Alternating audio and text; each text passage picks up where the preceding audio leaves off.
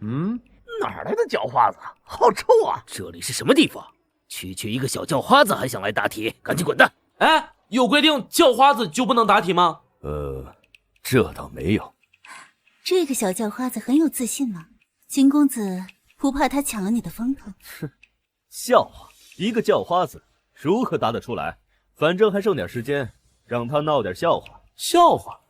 哼，听好了，找出2个头发相同的很简单，去流民街看看。那里的流民大多数头生世子苦不堪言，他们将头发剃得尽可能光，一根不剩，所以在那里头发数量相同的人一抓一大把。原来如此，是光头啊！对呀，光头的头发数量就是相同的。小叫花子厉害呀！答案是否和秦公子一样？哼，让他抢先一步。不过无所谓，还有2题。答得不错，赏。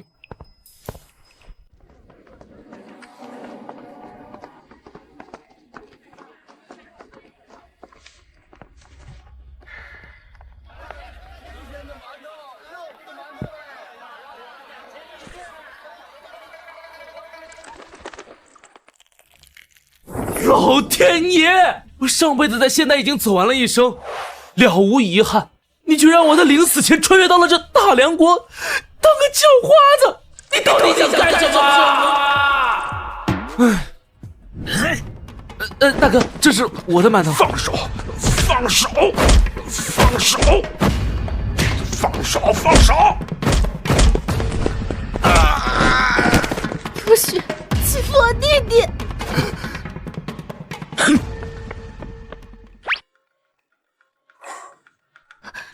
弟弟，吃，快吃！1年了，整整1年了，我甩掉你18次，你每次都能找到我，你可真厉害！我不会丢下弟弟，弟弟去哪儿我都能找到你，我要永远和你在一起，不分开。我服了，我说了多少遍我不是你弟弟？不，你就是。这样，咱们就这个馒头1人1半，分开各走各路，以后不许缠着我了，听到没？我不要馒头，我要弟弟。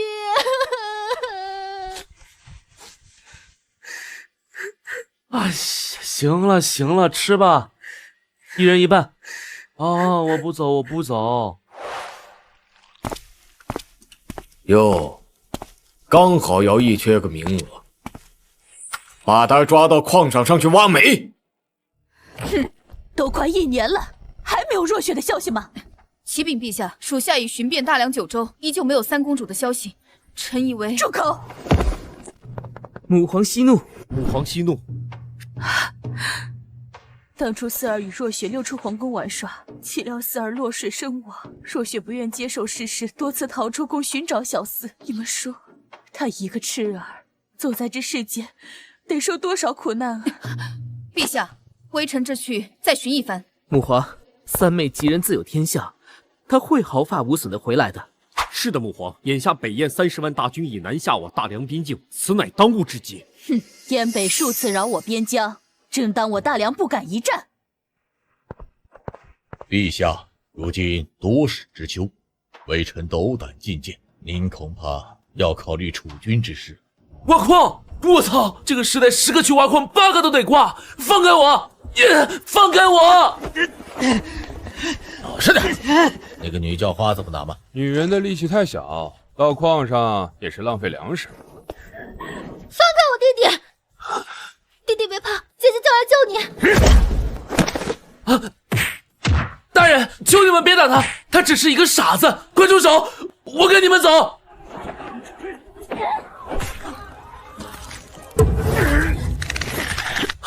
不要！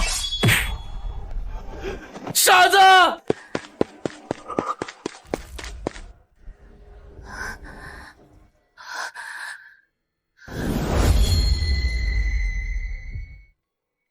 弟弟，别怕，姐姐在。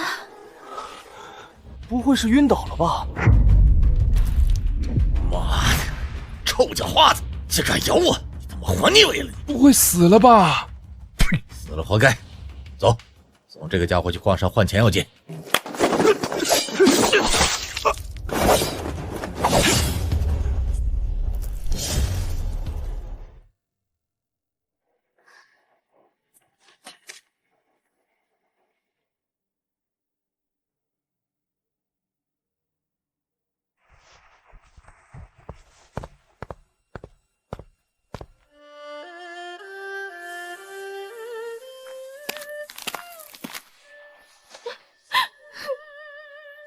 弟弟，弟弟，你别丢下我，我好害怕。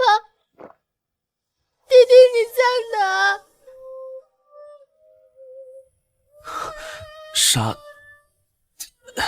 姐姐别怕，我在这儿。你为什么一直要走？你为什么不肯留在我身边？你不要走好吗？你不要再丢下我一个人。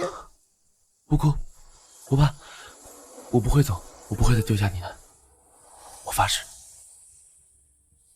在这个世界，在乎我的恐怕只有你这个傻子了。以后，你就由我来照顾吧。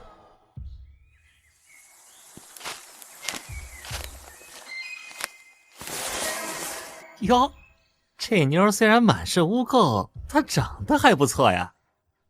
看她身上的首饰也挺值钱，上去探探。嘿嘿嘿，姑娘，你一个人去哪儿啊？我要找我弟弟。你们见过我弟弟吗？见过，见过。来来来，跟我们走，我们带你去见弟弟。好啊，好啊。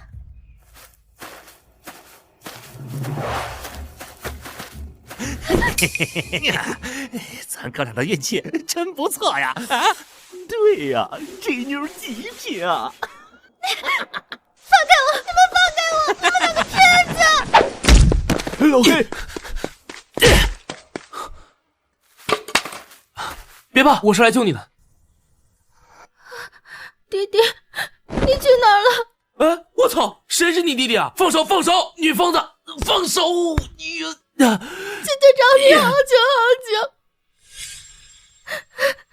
弟弟答应我，要跟姐姐一辈子都在一起。好，我答应你，一辈子。我好了，我好了。完了，这是重创后发烧，得吃药才行，不然有性命之忧。唉，这点钱想买药太难了，得出去想办法。你在这里等我，我出去买药，马上回来。弟弟，不要走，你为什么要丢下我？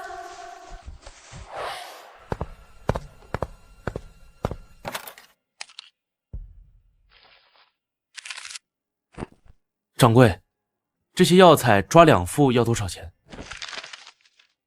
哎呦，先生啊，您这些药材可每一样都贵着呢，没2、300两下不来台，咱店概不赊账。您带钱了吗？2、300两是吗？我知道了，你先帮我抓好，我等下就来取。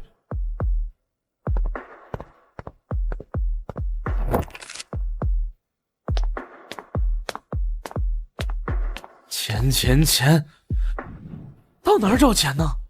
诸位，又是1年1度国子监出题日，若能答对一题，赏银100两，并取得入国子监读书的考试资格；若能答对2题，则赏银200两，更是能免去考试，直接成为国子监学生。敢问王博士，若能答对3题呢？3题，每年能答对1题者已经寥寥无几，一连3题的更是从未出现过。若能一口气答对3题，赏金100两。拜见祭酒大人。而且本祭酒亲自向陛下举荐，推他入朝为官。哎，有钱赚了！我的女儿，你到底跑到哪里去了？你失踪不说，外族虎视眈眈，你2个同父异母的哥哥更是已经羽翼丰满，窥伺皇位，大臣们又各怀鬼胎，娘亲真的快撑不住了。陛下！慌慌张张，成何体统？陛下，微臣找到三公主了。什么？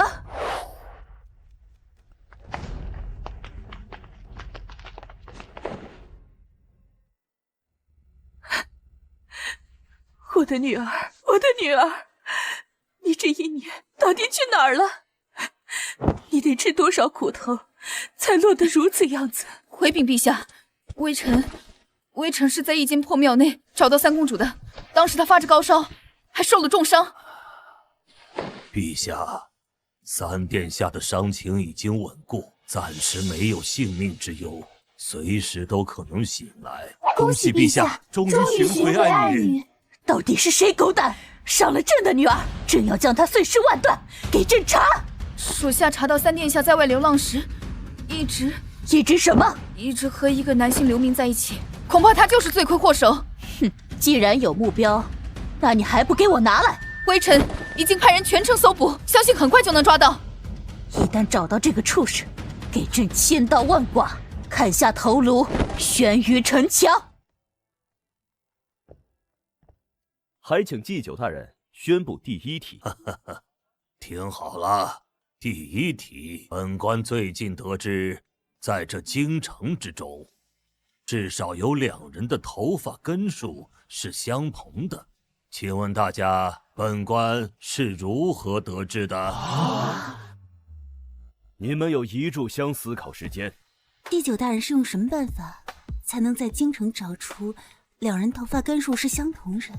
每个人头发有多有少，而且数量庞大，怎么可能找得到2个头发数量相同的？原来这么简单，我知道了。啊，秦公子知道答案了，那为何不答？不急，我得等人先答出来听听，再验证我的说法。我知道了，一定是祭酒大人花了很长时间找了一堆人，一根根数了之后做比较后得知的。我找一堆人一根根数，你觉得我有那么闲？那莫非是这2人是同年同月同日生的双胞胎？双胞胎的头发也不一定根数相同啊。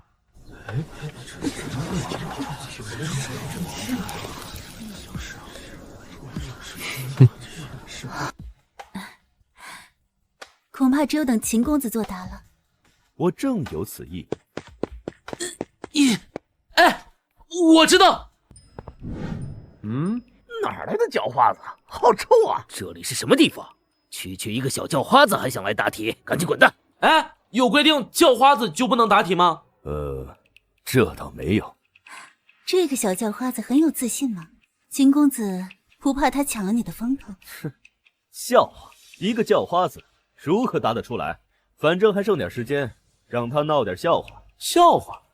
哼，听好了，找出2个头发相同的很简单，去流民街看看，那里的流民大多数头生虱子，苦不堪言，他们将头发剃得尽可能光，一根不剩，所以在那里头发数量相同的人一抓一大把。原来如此，是光头啊！对呀，光头的头发数量就是相同的。小叫花子厉害呀！答案是否和秦公子一样？哼，让他抢先一步。不过无所谓，还有2题。答得不错，赏。别浪费时间，说第2题吧。只有答完第2题，我才有足够的钱抓药。你已经答对1题，赚了赏钱。你知不知道继续答题有个规矩？什么规矩？那就是若答对1题的人继续参加下一题，答对了赏银翻倍，若答错，你刚才得到的赏银则全部没收。小叫花子，赚钱不易，得了赏钱，建议你去置办点衣物，吃顿饱饭吧。无需你操心，请出题。哼，良言难劝该死鬼。等下答不上来，输了赏钱，别哭。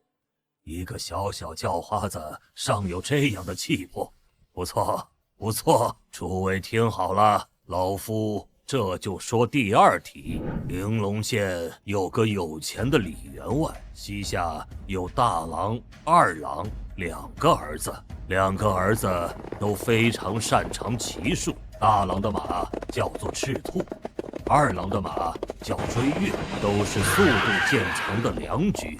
而时过境迁，李员外年事渐高，为了选出自己的继承人，便让两兄弟牵着赤兔和追月来到赛马场。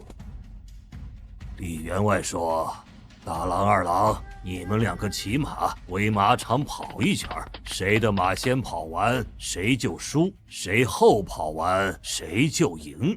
赢的那个将继承家产，输的那个便要分家而出。”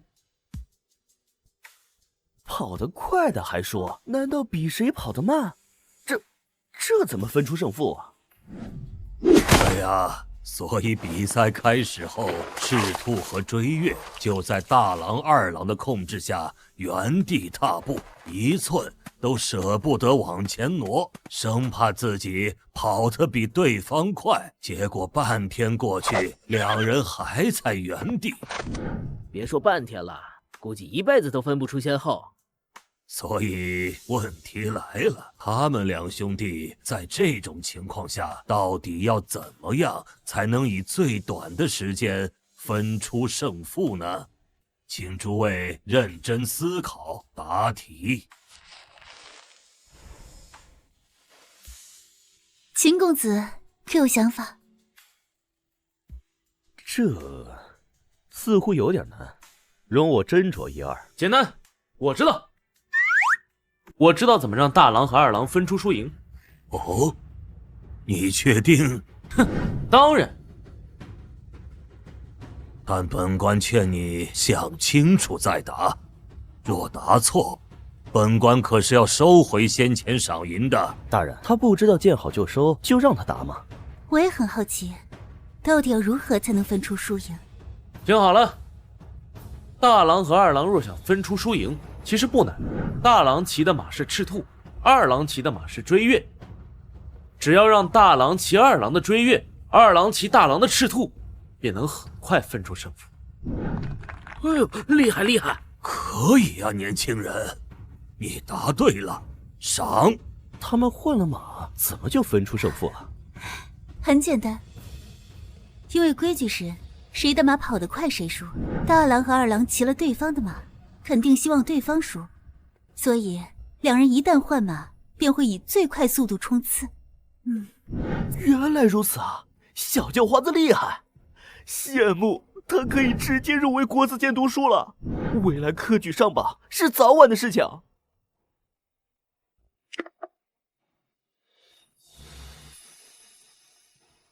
年轻人，你现在已经有了到国子监入选的资格，这是天赐良缘，你别着急走。没兴趣。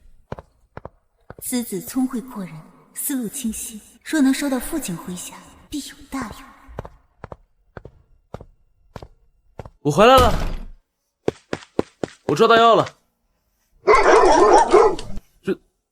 人呢？你跑去哪儿了？别吓我！别躲了，快出来啊！我回来了！你出来啊！你出来啊！你不是一直要黏着我吗？你快出来啊！我错了，你别躲了，我再也不会丢下你了。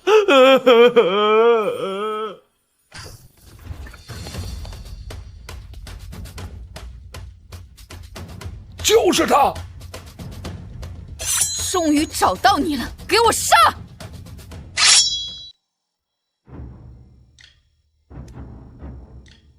母皇，要不您下去歇息一下，有太医和宫女照看。如果您不放心，有武皇二弟亲自守着三妹。对，母皇，龙体要紧，您还有诸多国务要处置。若您倒下了，那可如何是好？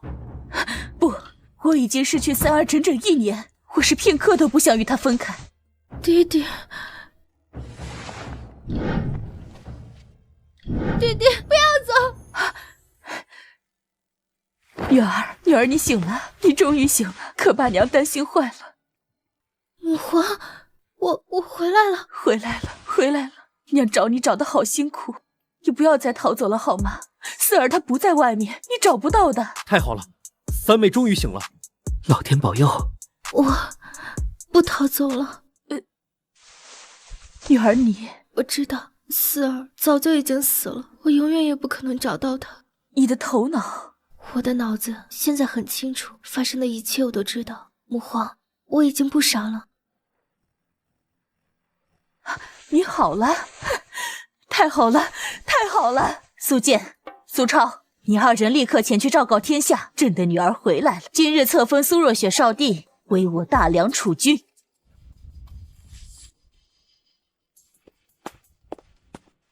你们二人聋了吗？听不到朕的话了？是，母皇。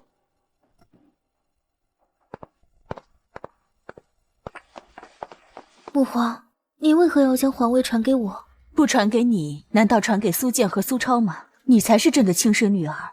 可我是女子，娘不也是女子？而且你四弟极有可能就是他们害死的。这娘还能压制他们？娘要尽快为你培植势力，以后你才能制衡那二人以及文武百官。好吧，娘知道你刚清醒，就要面对复杂的朝局，令你措手不及。但是你是娘唯一的亲人，也是最信任的人。娘虽是一国之君，但娘也需要依靠。女儿明白，女儿不会推辞。女儿，这一年苦了你了。娘已经让小兰去捉拿那个诓骗伤害你的流民，相信他的头颅很快就会呈上来。诓骗伤害我的流民？对，就是那个一直把你控制在身边的畜生。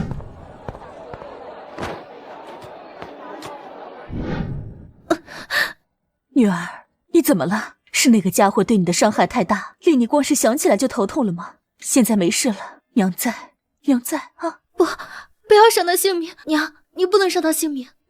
为何？因为我刚走丢时差点遇险，是他救了我，是我主动跟在他身边，他也并没有利用我，更没有伤害过我，只是一次次的抛弃我。啊！完了，哑巴！速去找到小兰，一定要留下此人性命。慢着，为何不必？因为活着没意思。从未见过如此坦然面对死亡的人，一个普通流民会有这样的心智。你知不知道为何要杀你？没兴趣知道，动手吧，磨叽什么？你没兴趣知道，但我得告诉你，你伤害利用三公主殿下，是当今圣上要将你就地处死。圣上亲赐，你也算死得轰轰烈烈了。我伤害什么三公主殿下？皇帝要杀我？你在说什么啊？你死都不怕，却不敢承认。来人，把他绑起来，别让他轻易断气，挂够他1000刀，再削去首级。拜托，你们说清楚再弄死我行吗？我什么时候伤害三公主了？我他妈都不认识什么三公主。你不认识？你要认识，借你100个胆子。你敢对三公主动手吗？我怀疑你们搞错人了。我虽然想死，但我可不想做别人的替死鬼。哼，刚才不是挺豁达的吗？现在紧张起来了，动手！慢着，爹，他就是我说的那个年轻人。蓝护卫，你在这儿做？我暗卫做事，似乎不需要通过太师大人。你暗卫做事，确实可以不通知本官，可本官见到这事，却不能不管。此人不过一介流民，你们为何要动用私刑？我若告诉您这是陛下口谕，您又当如何？他到底做了什么？竟是陛下要动他？若是陛下要动他的话，可有依据？他何罪之有？陛下说他有罪，便是有罪。那我们就没办法了。抱歉，小乞丐，我们保不住你的命。没事儿，老姨心领了。反正我也不想活了。走吧，爹。雅公公，留他一命。哼，看样子我还死不了。将他带走。这家伙到底是何方神圣啊？为何一会儿又要被陛下处死，一会儿雅公公又亲自来一趟，留他一命？不清楚，此人神秘。女皇刚愎自用，大皇子和二皇子又对皇位虎视眈眈，氏族门阀蠢蠢欲动。不久将来，我大梁朝局必然有场腥风血雨。我作为文官之首，得守好最后一道关卡。可惜我年事已高，手下又缺少大才之人，不然用得着到处苦寻吗？若强求不得，只能顺其自然。再看看吧。你若是男儿，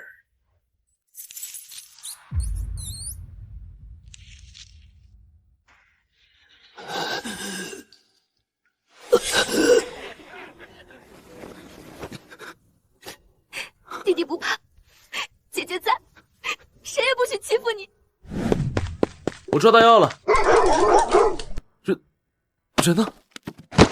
我错了，你别躲了，我再也不会丢下你了。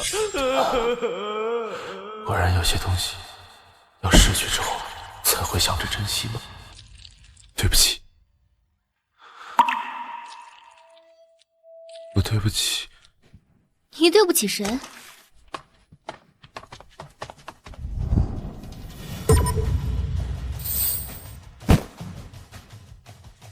啊，傻子！还是大哥厉害，我怎么样都不是你的对手，又输了。我再厉害，也不如咱们那个流浪1年的三妹啊。她不一样，她是母皇的亲生女儿，咱们算了吧。都怪父皇无能，非要让女人干政，结果倒好，她死之后，一个女人竟然大摇大摆的当了皇帝。大哥，这话可说不得。妈，这里还有外人，还是说二弟你要去告发我？就算没有外人，说这些也没什么用了。毕竟女皇当朝已经是近20年的事实，未来恐怕会一直持续下去。当初老四死了，三妹又傻了，我以为储君之位他会在你我之间选一人，为此咱们明争暗斗这么久，结果他居然，想起来真是可笑啊。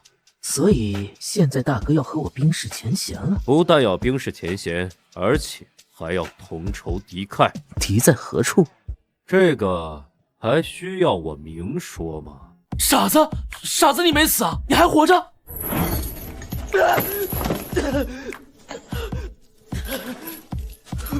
啊，傻子，你不认识我了？是我呀！大胆贱民，你面前的乃是当今大梁3殿下，昨日更是被陛下册封为少帝，你竟敢叫他傻子，你不要命了！我去，你居然是公主，而且现在还是少帝！我赵灵居然跟未来成为帝王的人流浪了1年，以后你是不是能随便封我个悠闲官啥的，是吧，我的好姐姐？喂，我可没有伤害少帝，现在他来了，不信你问他，对吧？当时少帝在昏迷，误以为是你伤害，现在已经解除误会了。解除误会，为何还要把我锁着？因为我还想问你一个问题。少帝陛下，你今天的状态有点不对啊！你要问什么问题，随便问，我都告诉你。面对如今的我，你可后悔？后悔？我后悔什么？你弃如敝履的乞丐疯子，既是天皇贵胄，是你一辈子高不可攀的存在，你难道不后悔吗？你谈吐为何如此清晰？你不傻了？我为了你险些被人打死，而你竟将我弃在破庙之中。不过我的死活，若非母皇派人将我寻到，我恐怕早已死去。此时此刻，你得知我身份尊敬，便恬不知耻的拉关系，甚至叫我姐姐。你以前不是叫我傻子，就是叫我疯子，要么叫我滚。你什么时候主动叫过我姐姐？你居然还要我封你个官的？你怎么说得出这样丧心病狂的话？我以前是挺嫌弃你，这是我的不对。你还活着，我很高兴。你是当朝少帝，我很高兴。你还不傻了，我更高兴。我为你高兴，真的。能再遇见你，我在这个世界已经了无遗憾了。这是我最高兴的一天。住口！你还要假惺惺到什么时候？你不要以为你可以倚仗当初我精神失常的1年里，我把你错认作去世的弟弟，你现在就可以借此在我身上讨到半分好处。你说的这番话，不但博不到我半点好感，反而只会让我作呕。没关系，你或许觉得我假惺惺，但我自己知道不就够了？我也没有想把你抛弃在破庙之中，任你自生自灭。那你为什么丢下我一个人走了？你受伤高烧，必须出去抓药。抓药？接着编！你一个乞丐，你连乞讨都不会，你有钱为我抓药吗？言尽于此，信或者不信都由你，或者你觉得不够解气，杀了我也行。你说什么？你可以杀了我，一国少帝杀一个乞丐，跟捏死一只蚂蚁一样简单。你别以为我不敢杀。看来少帝很在乎这个乞丐，所以才会如此生气。若杀了他也好，这样至少不会成为少帝的绊脚石。那就动手！我……你记住，你可是要成为帝王的人，以后你必须要杀掉很多人，与你有各种各样关系的人。你可以先杀我练练手，动手啊！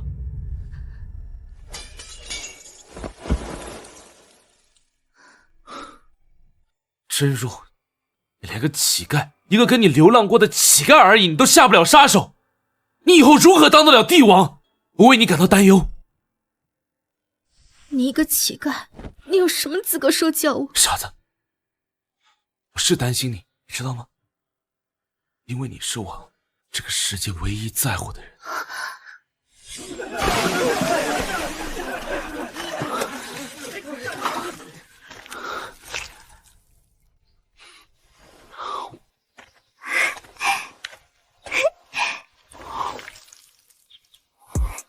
弟弟吃这个。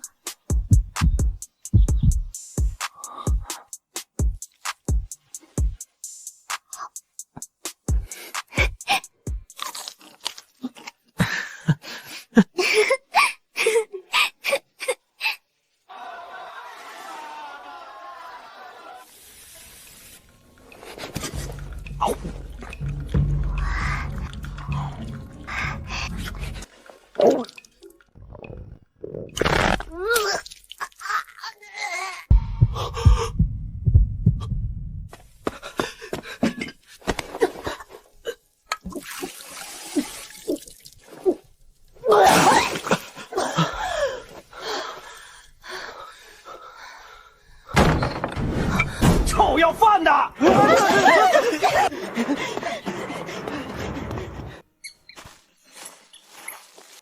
事到如今，你还在说这种话博我同情，我不会上当的。殿下英明，这家伙本就是得知您身份后，想说些动听的话，试图让您心软而已。我说的是事实，我真的很担心你。如果你是忠心的，你就应该知道，你们少帝还肩负不起大梁这杆大旗。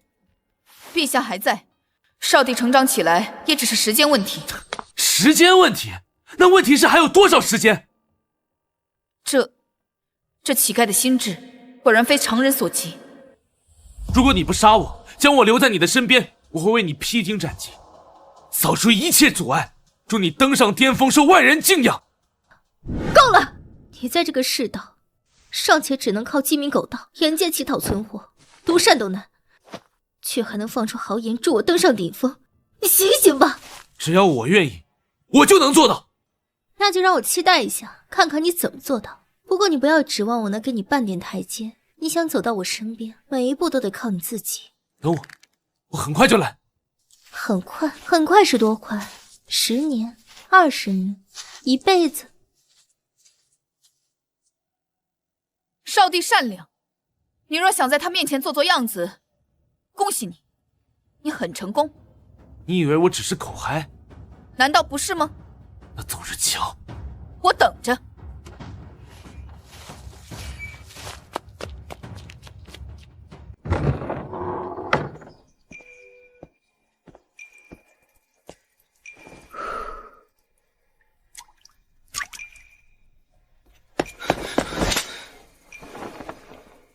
少帝，他怎么处置？放了吧，让他自生自灭。您真不相信他能够走到您身边？一个乞丐想一步一步走到我面前，可能吗？我知道了。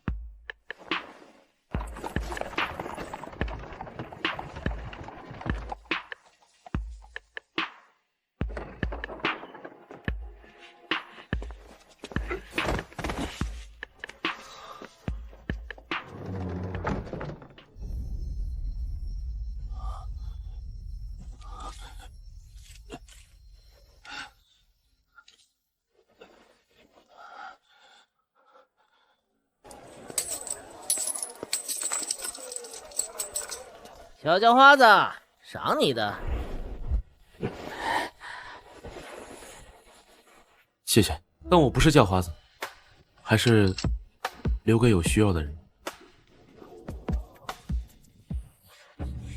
由于第3题比较复杂，所以我给了大家3天思考时间。现在时间已经不多了。我替祭酒大人最后再说一遍题目，那就是用这些有限的屏风围出最大的面积。大家开始吧。我先来。无论我怎么算，我觉得弄成正方形是最稳妥的形状。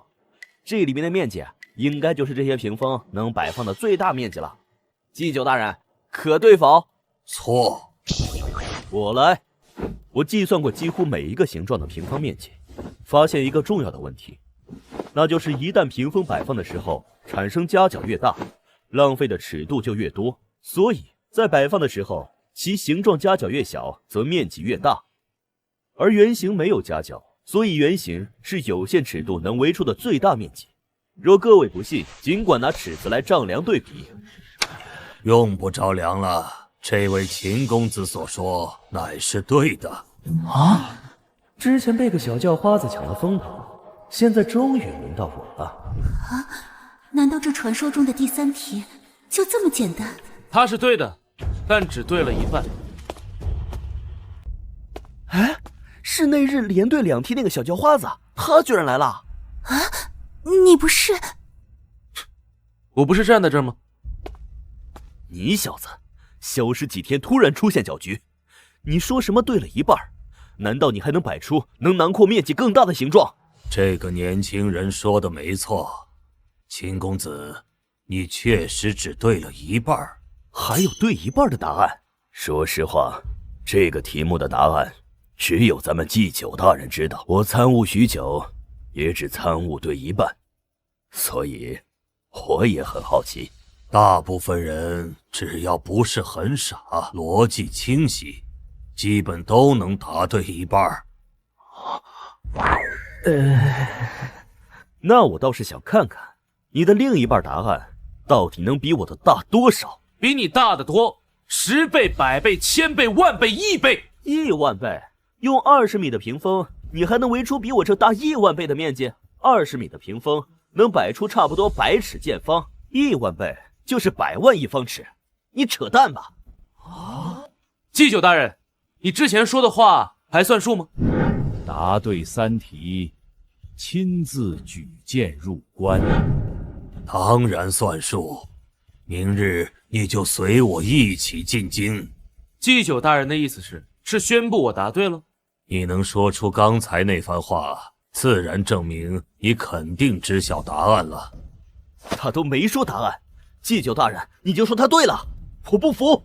不过为了平息他人的猜测，你还是亲自说明一番吧。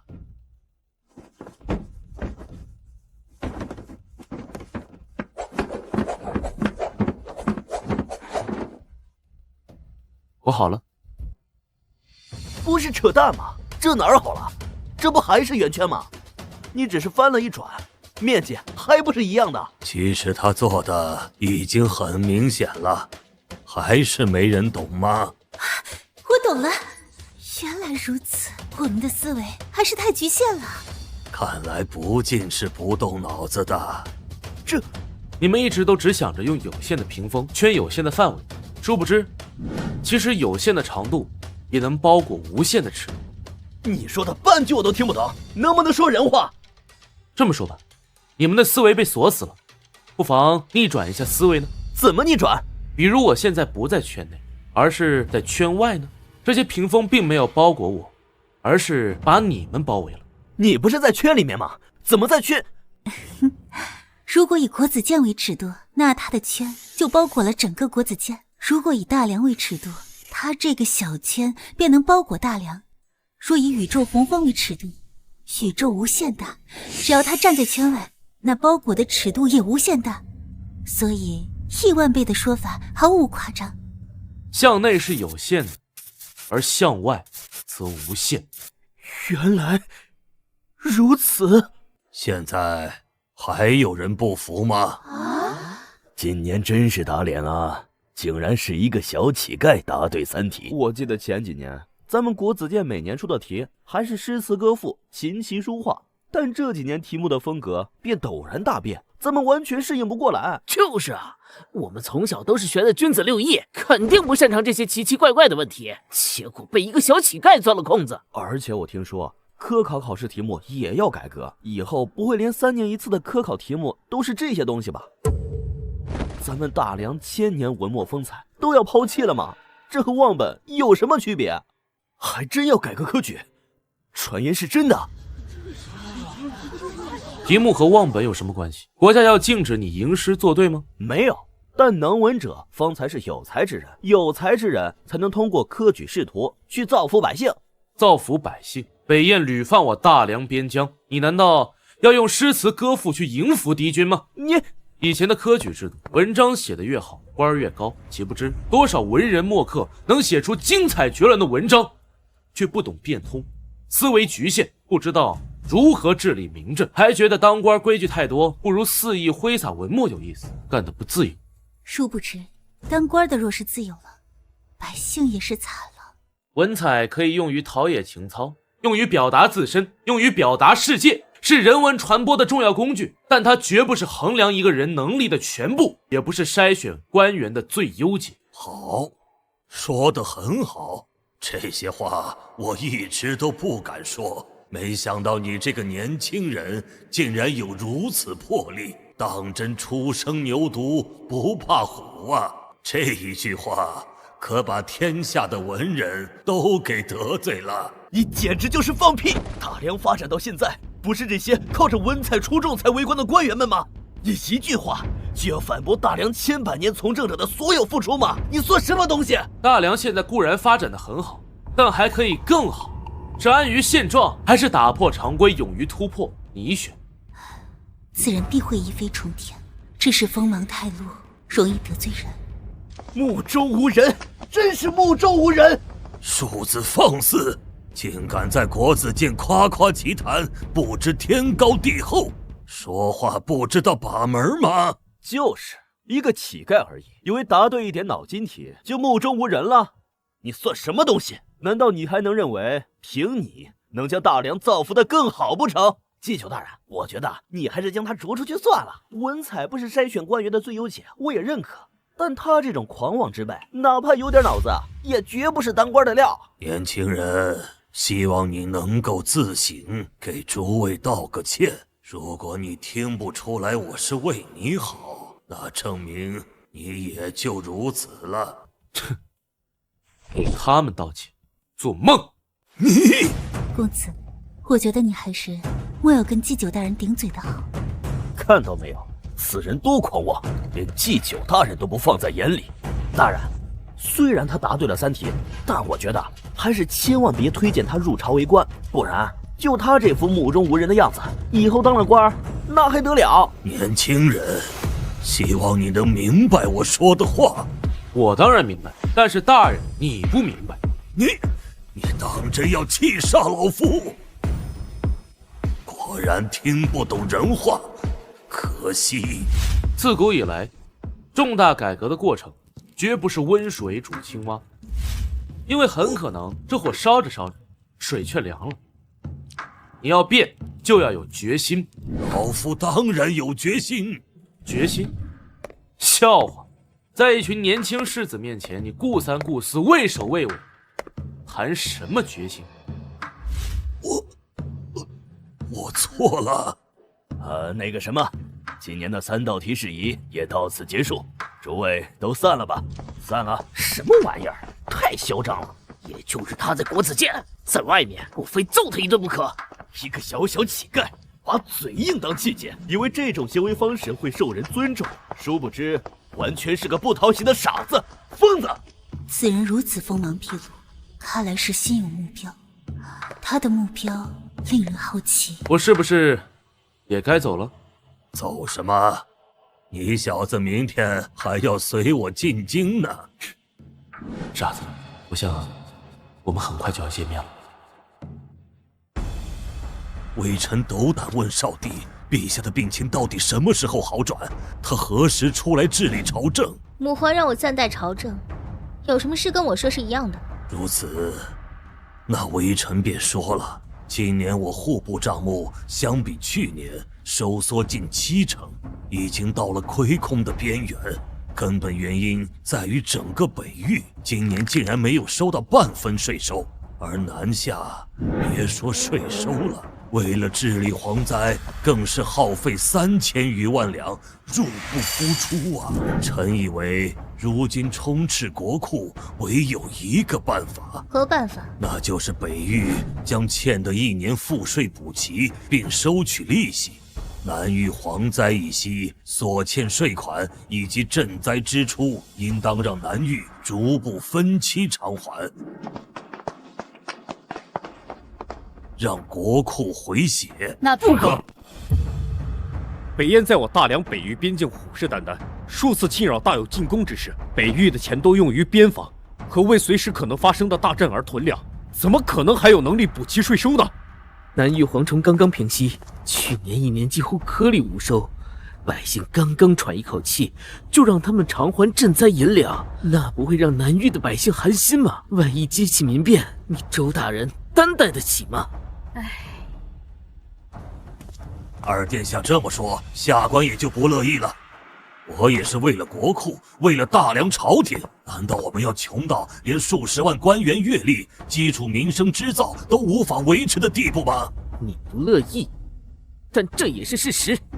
还有大殿下，自古以来，我大梁东西南北皆有动荡，你不能拿这个当借口就不纳税，那和耍流氓有什么区别？大胆！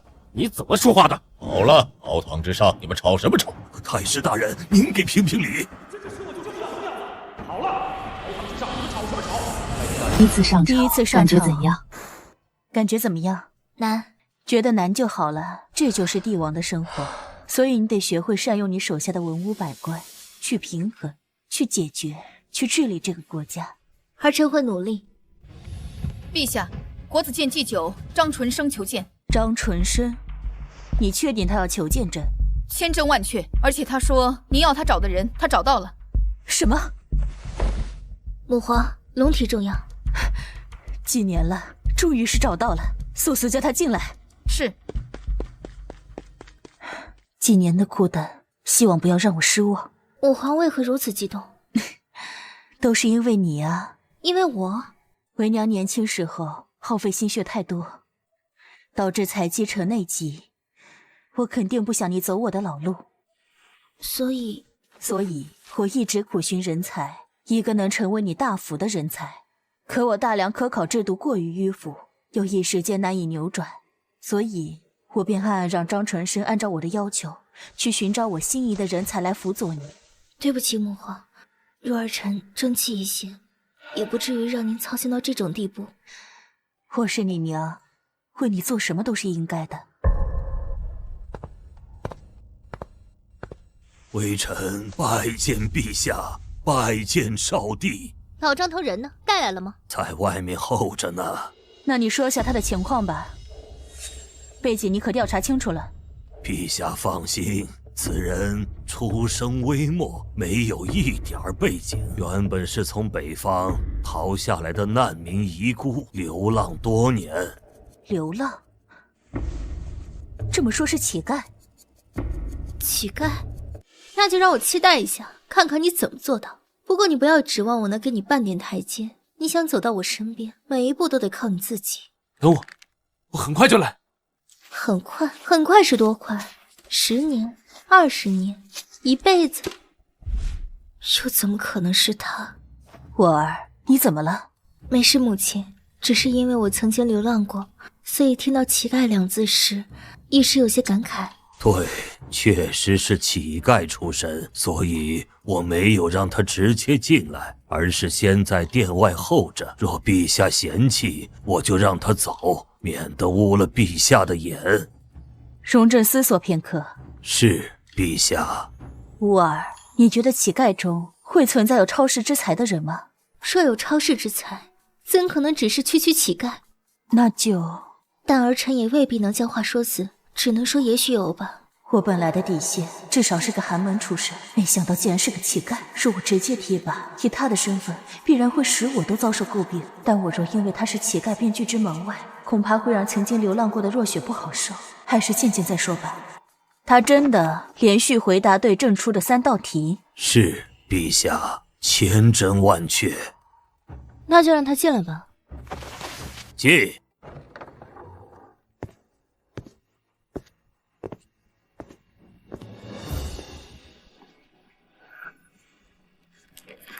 草民赵灵拜见陛下，拜见少帝。赵灵，我观你仪表堂堂，名字也响亮，谁起的？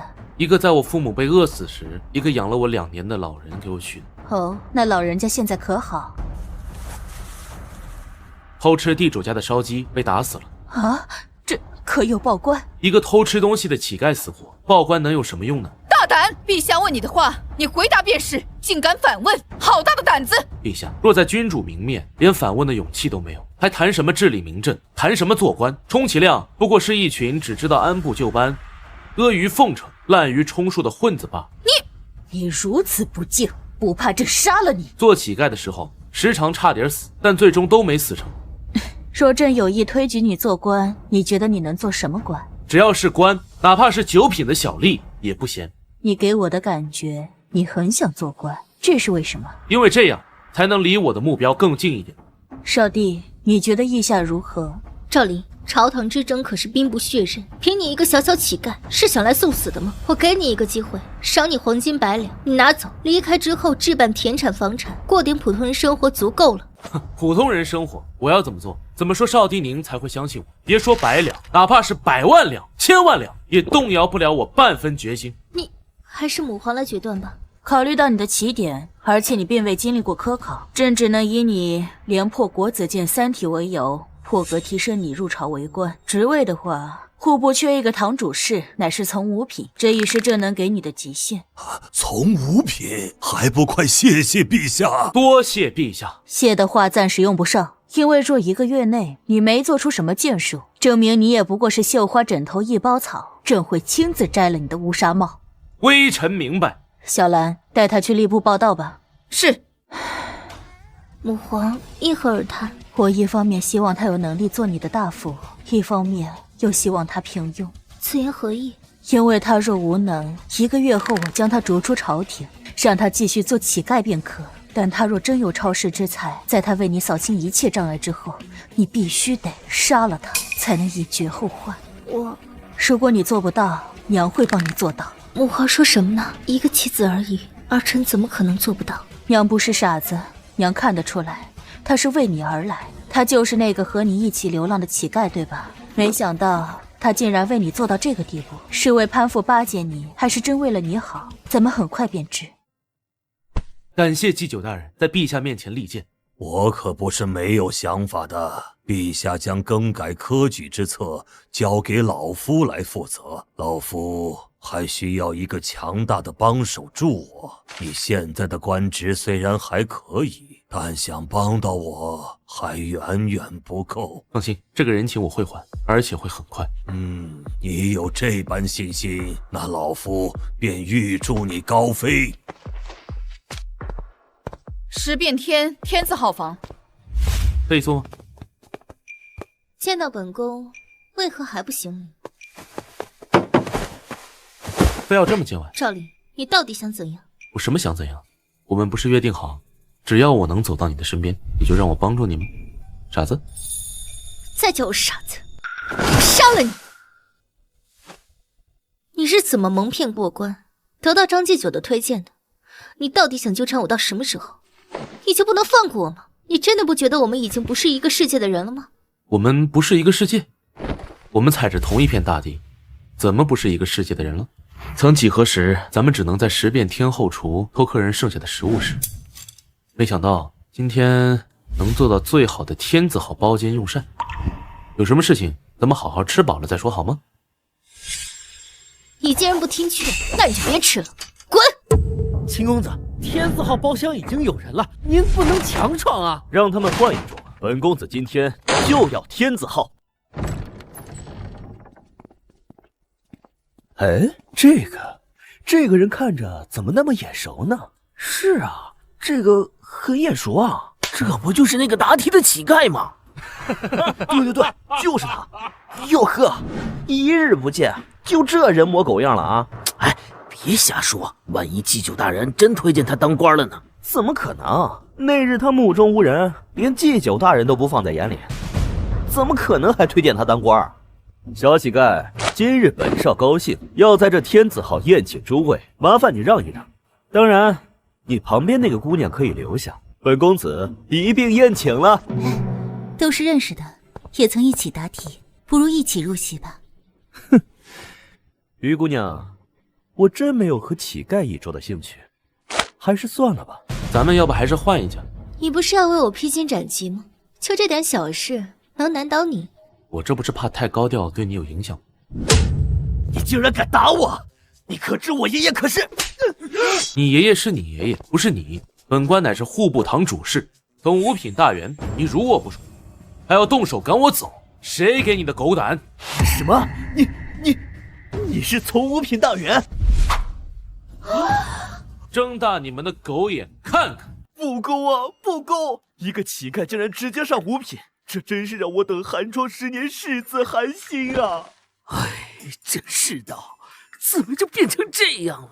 你别得意太久，不过是从五品而已，对我秦家来说不值一提，对在场的任何一个人也不过尔尔。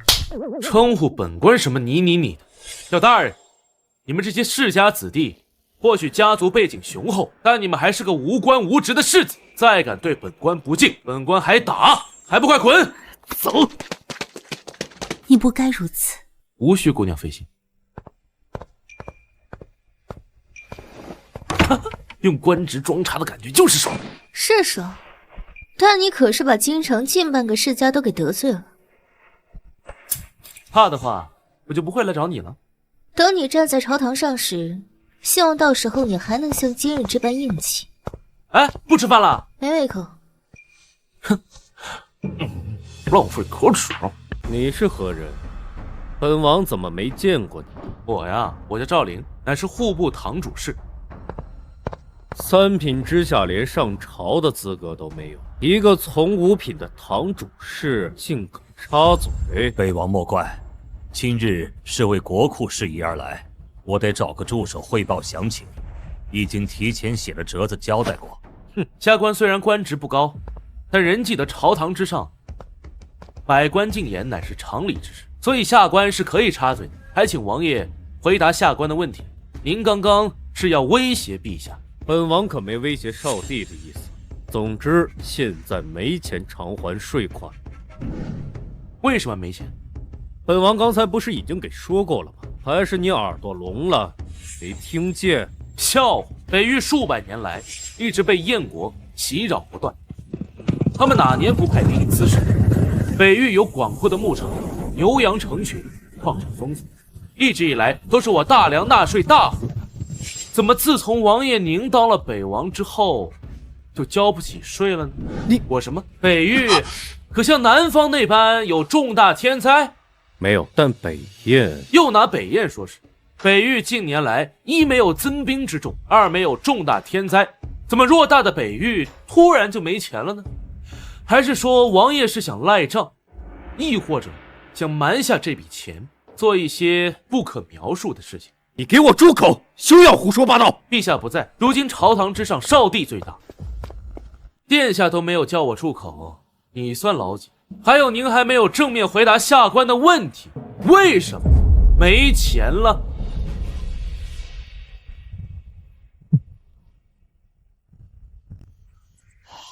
这哪来的小官这么勇？此人原本只是区区乞丐，没想到居然通过回答国子监3道题反射，并且迅速抓准机会上朝展现自己。未来若不被踩死，恐怕没人能压得住。你信不信？大哥，你莫激动，少帝还在呢。大哥，这位赵大人似乎也说出了本宫的疑虑，你是否能够说明一下为什么没钱了吗？说要屯粮招兵，朝廷会拨款，记录在册就行，但纳税是一个王朝的根本，岂能说换就换？没有可是，这里是朝堂之上，我还叫你一声大哥是尊重你，所以请你也尊重我一下。税款之事，我可以安排筹集1半，以许极限。1半可以，不过剩下1半我只给你3个月之期。多谢少帝谅解。这小子厉害啊，不愧是陛下钦点的堂主事，真能虎口拔牙。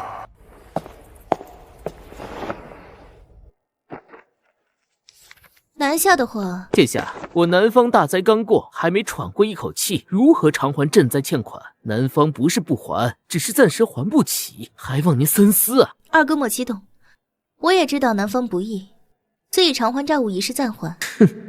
大哥呀大哥，你就应该先发制人，这样三妹就没机会要钱了。不过，此次南下赈灾拨用款额巨大，其账目花费明细，朕需要知道个大概，也算通过账目了解一下南下灾情。这件事就交给这位赵林主事负责。赵林，你可能配合二哥整理出账目？微臣当然能。如此甚好。二弟啊，二弟，看来咱们三妹也没打算放过你啊。殿下，这怎么了，二哥？还是说账目有什么是本宫不能知道的？有什么不方便的吗？这倒是也没有，只是苏若雪这手打得我措手不及，我根本没时间做一个完美的账目，若一查必有漏洞，到时候若被揭露，即便是我也会被问重罪。难道真到那时候了吗？只是什么？二哥你倒是说呢？只是虽然南下困难，但王爷也能先偿还1半银两，剩下1半可以等到明年。这样的话，王爷会因为最近筹银两无暇顾及账目，我可以等段时间再向王爷索要账目。是这样吗，二哥？确实如此。那行，我给二哥7天时间筹备1半，效益互补，然后再让赵主事去配合二哥查取账目。是，殿下。若南北各能收回1半，那我户部便能松一口气，但离充盈还差得远，如此仍有误国纲之危。陛下，马上便是我大梁王朝祭祖之日，这可是件大事，所以若收回南北所欠银两，还望尽快支付。我礼部还等着筹备开展。我去，这老东西刚见我户部有点眉头，就来搞钱。大人莫急，先看看。倒是确有此事。今年祭祖，礼部大约需要耗资多少银两？回陛下，去年耗资1100余万两，今年我大梁拮据，我礼部可以缩减各项，控制在1000万两以内。1000万两？祭祖开支这么大，不能控制在300万以内吗？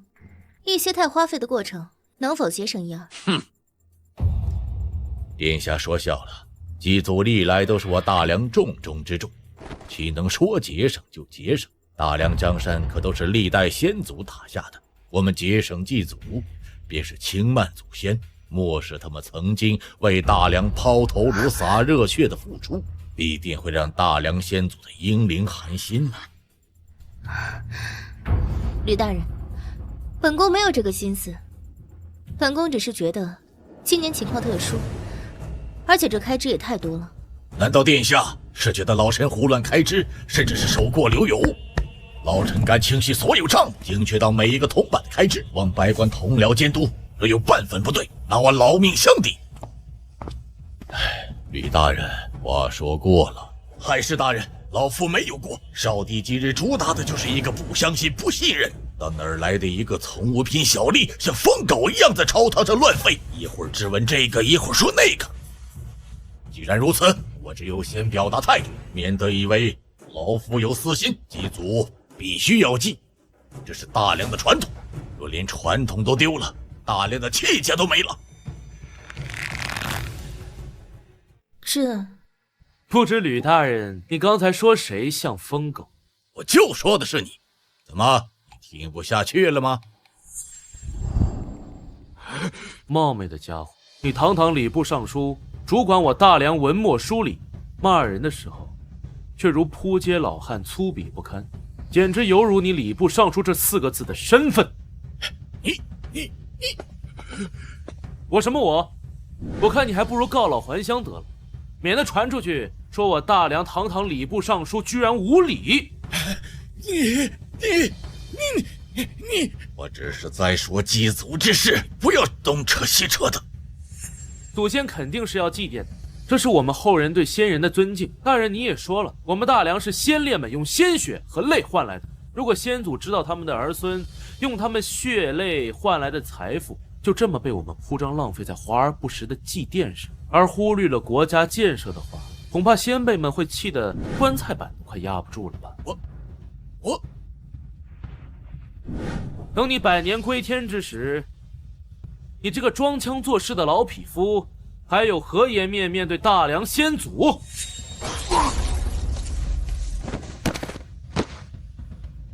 哎呀，大人，您这是怎么了？殿下气血上头，晕过去了。帮李大人扶下去休息，并派御医照料。李大人既然身体抱恙，那祭祖仪式，这位赵大人觉得该如何？祭祖之日，我们可以开展庙会，看跳舞，看唱大戏，该吃，该喝。待到子午时分，中山寺红钟响99次，闻钟响时，全城静默无声，心中惦念即可。胡说八道！祭祖变成开庙会，两者岂能混为一谈？钟响之事默哀，倒是好主意。可祭祖可是肃穆之事，当日还是庄严一点，庙会就免了吧。太师大人，如果您有一天不在了，你希望你的孩子在想念你时，更希望他们如何？我更希望看到他开心、快乐、高兴。我想，我大梁先祖也定是这么想。我们活得开心，百姓安居乐业，何尝不想让他们先祖知道？这么说的话，老夫支持这位赵主事的提案。好啊，甚好。办庙会那根本没多少开销，1.8千两就能搞定。当下国库收紧的情况下，我户部强烈赞同。我也赞同。那就这么决定了。岂有此理！哪儿冒出一个疯子？什么背景？竟敢在朝堂之上乱咬，让我一口气各损失上千万两！这人我已经调查过了，据说是个乞丐，但在国子监答题时脱颖而出，被举荐入宫。乞丐？竟然是乞丐，居然能直接入朝为官，有没有搞错？他必须死！我立刻安排。哎，大哥不可，他刚与我们有矛盾便死，这不是直接让人怀疑到咱们头上吗？兵来将挡，水来土掩，他必须死！若不现在快刀斩乱麻，以后必然祸端不断。二弟，这个道理你应该比大哥懂。当初若不是心软只动了老四，把苏若雪给留了一命，还会有今天这副局面。行，那就按你说的办。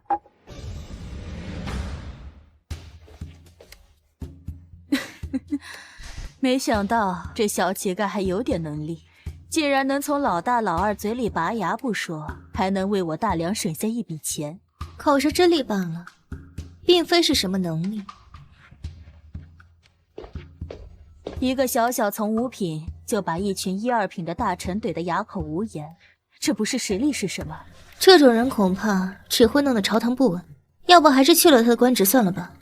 不可，这种人的用处才刚刚展现而已。父皇很期待，你先下去吧。小兰，把赵林叫过来，朕要单独见见他。是，陛下。微臣见过陛下。赵大人昨日朝堂之上英姿飒爽，朕已有耳闻，实在佩服。不知道微臣是否达到陛下的预期？还行。不过你现在从五品连上朝的资格都没有，朕亦不能因为你只是言语说服老大老二偿还欠款，就给你升官。所以你还得尽快想办法立个大功。微臣已然有了准备，陛下放心。对了，有个问题朕萦绕在心中许久。朕只知你四海为家，但却不知道你家乡在何处，你还记得吗？赵灵当然记得，那是我和陛下您是老乡。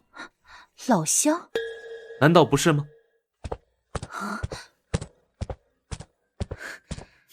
胡说！你可知朕是何方人？哼！你果然很聪明，这都瞒不过你。国子监那些超前的题目，还有您让我尝试1个月的试用期，加上我脑子还算好用，所以不难猜。那你一定属于以前什么都会一些，不像我，什么都不会。男孩嘛，总是喜欢学点奇奇怪怪的小知识，说不定哪天就会用上。所以巧了。对了，您的身体……年轻时候斗争嘛，落下了一身病根，所以我才希望你能让我女儿过得轻松一些。可帝王哪有轻松的？她做个逍遥公主，可比帝王好。这江山可是我辛辛苦苦争来的，怎么可能轻易拱手？况且我这不是找到你了吗？毕竟你这么在乎他，我可要好好利用一下。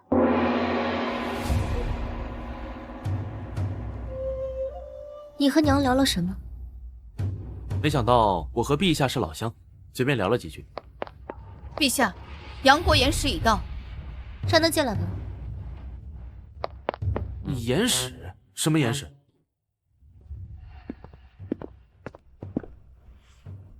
拜见大梁少帝。请问使者，为何今年出售我大梁的细盐涨价了5层？少帝殿下，这物价水涨船高，大梁出口的粮食不是也涨了一些吗？胡说！我们只是因为今年南方灾害减产，略微上浮不到1成，你们出口我们细盐竟然直接涨5成，这简直不要太离谱！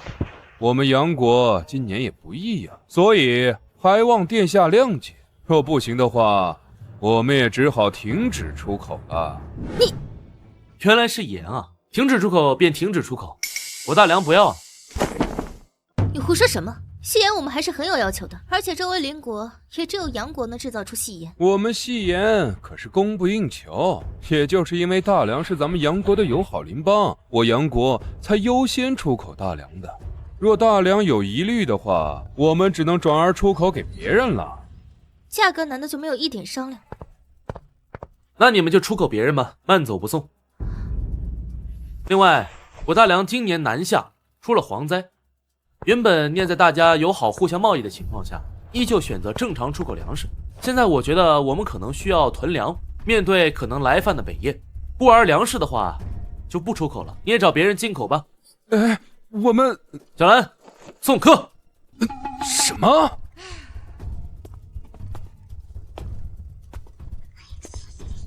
抱歉，严使，这只是一个小吏，不懂规矩，还望勿怪。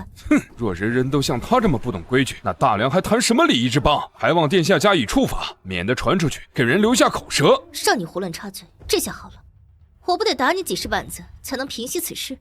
呵呵，礼仪之邦是对待真正有礼仪的人，而不是对待这个敲竹杠的。小兰，拖下去打！慢着，你们看这是什么？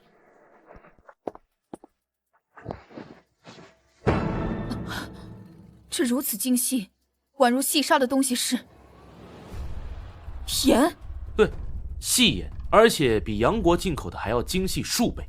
怎么可能？胡说八道！我们现还存在比我杨国更精细的盐。这怎么可能？我不信！我不信！这到底怎么回事？殿下，在下不才，刚刚攻克精盐制造之法，未来咱们大梁不需要再进口，所以殿下您还需要打我板子吗？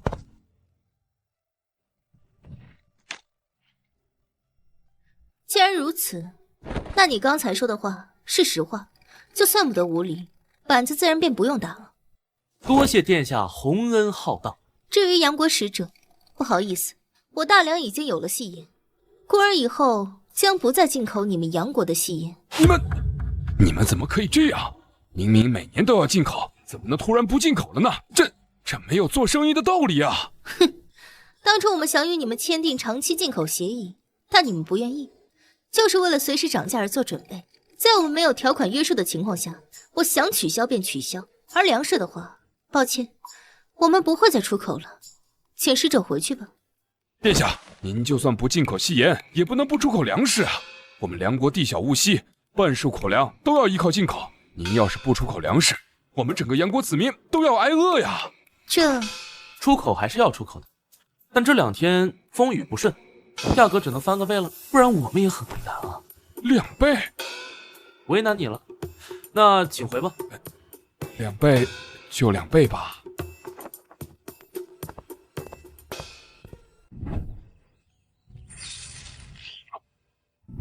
早晚我得把细盐炼出来，撒上这么一点，味道不知道有多棒。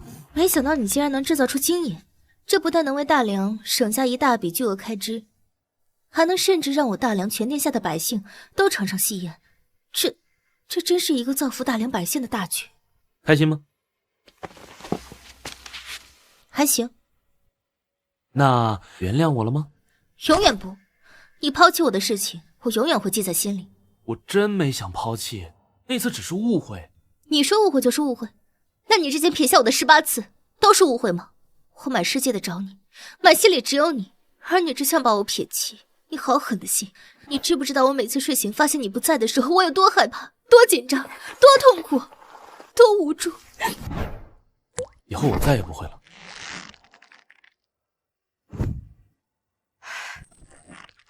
别以为你把我解决1个2个麻烦，我就会原谅你。我没有这么以为，我只是做我该做的。你我之间乃是君臣之别，请你认清自己的身份。我知道我还配不上你，但我会努力，迟早有一天。住口！你能走到这里完全是运气，你能炼制精盐也只是凑巧，你根本一无是处。那好吧。不过你这次确实立功，我赏罚分明，我可以给你一个官职，3品以下你可以选。那就礼部，如何？为何是礼部？你刚把礼部尚书李昌气得吐血，你去礼部无疑是找死。我得再立大功，礼部是下一步。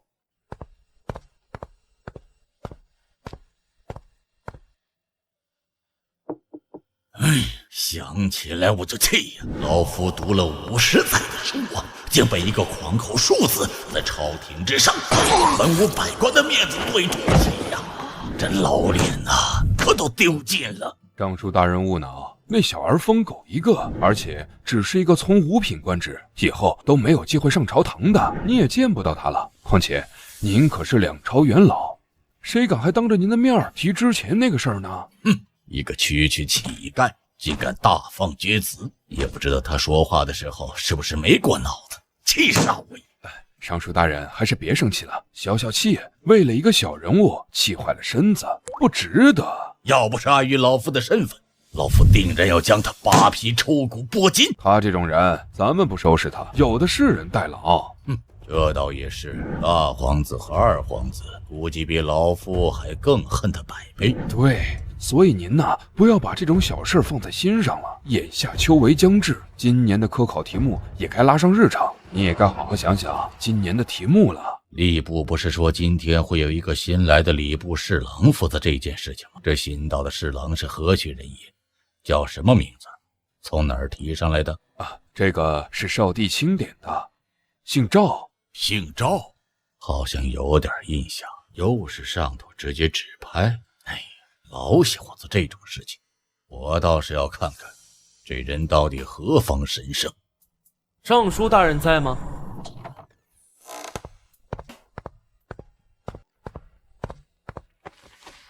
尚书大人在吗？是你？是他？哟，大人在啊！加官赵灵，见过尚书大人。你来我礼部作何？赶紧滚！老子不想看到你。他就是那个气您的人。别急，大人，兴许他是来道歉的呢。哼，你若是想向老夫认错，那就立刻给我跪下3天3夜，老夫兴许会原谅你3分。道歉？什么道歉？我做错什么了？你不是来道歉的。我当然不是为了道歉而来的。那你可以滚了。我也想滚，可是滚不了。你什么意思？忘记自我介绍了，下官赵灵正是刚刚调任过来的新任礼部侍郎。吕大人，您的直属下司。什么？没听明白？那我再重复一遍。不用了，老夫的耳朵还没聋。这真的是胡来呀，胡来呀！你居然成了礼部侍郎，天理难容！大人莫慌，你这种人竟然直接连跳2级半，从5品到正3品，这怎么可能？除非你有做出了惊天贡献，否则不可能这么跳跃。在下不才，最近我大梁已经攻克戏言制作之法，大人您知道吧？当然知道，此乃我大梁之福。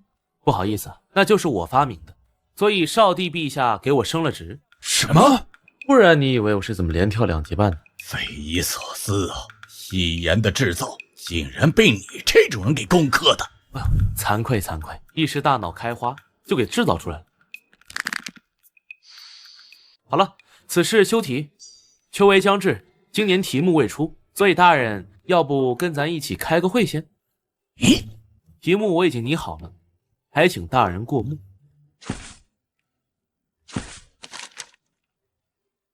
语文、数学、物理、化学、地理、生物、历史、政治、外语，什么乱七八糟、五花八门？我们的《诗经》经义的出题呢？从今年起，我预计用5年时间替换掉原本的以《诗经》经义评断的考试标准。这些学科将由国子监为首，还有翰林书院、弥山书院等全国的书院开展新课程的思想学习模式。考试排名改为各科汇总总分制度，这个大人您能理解吧？你要在5年时间内改革科考？对，3年一考，从今年起变成1年一考。今年第1年，新科目占比总分数的20%，传统科考占80%。到第2年，新科目便占了40%，传统科考便只占60%。这样逐渐递减下来，5年便能彻底改革。胡说八道！语文、历史、地理尚能理解，什么物理、化学是什么玩意儿？我举例，知道苹果为什么会从树上掉下来吗？你会说，因为它有重量。那重量又从何而来？物理能让人学习到这个世界的自然法则，更全面地了解这个世界。而化学也很重要，比如我将粗盐过滤蒸煮，再筛选出结晶，它就变成了细盐，而这种结晶过程便可称之为化学。还有许多物理化学的例子，我可能一辈子都举例不完，我也无法完全靠自己编著出来。我没有分身术，我只是提出概念和大范围，剩下的让学者、学生、天下人都参与进来。我需要帮手，我们并不是要摒弃《诗经》经义，我也从未轻视。我们将它们编整到语文中，即便在未来，语文都是一个总分占比重大的学科，但它不是全部。而学生也可以根据自己喜好选择学科，让学习变得多样，让我们大梁年轻人思想变得更加丰富。我只想送你2个字：荒谬。我只要还是礼部尚书的一天，我永远也不可能支持你。唉，看来我确实是太天真了，天真到以为能说服你这种老古董。改革科举不知道会搅动多大的风云，大梁各家书院也绝不允许，天下墨客也不会允许，所以他肯定做不成。不如您让他放手去做，届时失败后，少帝和陛下必然大怒，没准将他打回原形，将他重新变为乞丐。到时候您不但恶气出了，还免得跟他在这件事情起争执，毕竟他现在算得上是红人。言之有理。年轻有抱负是好事，当然只是抱负不行，你得完成。老夫有心全力支持你，又怕晚节不保，所以我可以在文书上不阻碍你的工作，其他的你自己操办。你觉得意下如何？如此，多谢尚书大人。好好干。你们都是我从北域挑选出来的精英，我要你们3日内将其斩杀，不留一点证据，并且逃回北域，能做到吗？定不负王爷所托。很好，去吧。王爷，礼部侍郎赵林求见。什么？不知赵大人光临寒舍有何贵干？什么寒舍？这里完全称得上豪宅啊！北王爷，您过于谦虚了。你要是不打算说目的，那就回去吧。岂是我呀，我有点难言之隐。难言之隐？对，难言之隐，我不知道该怎么说。赵大人，你有难言之隐找我做什么？我又不是大夫。王爷误会我了，我说的难言之隐不是指那个，我总觉得最近有人想杀我。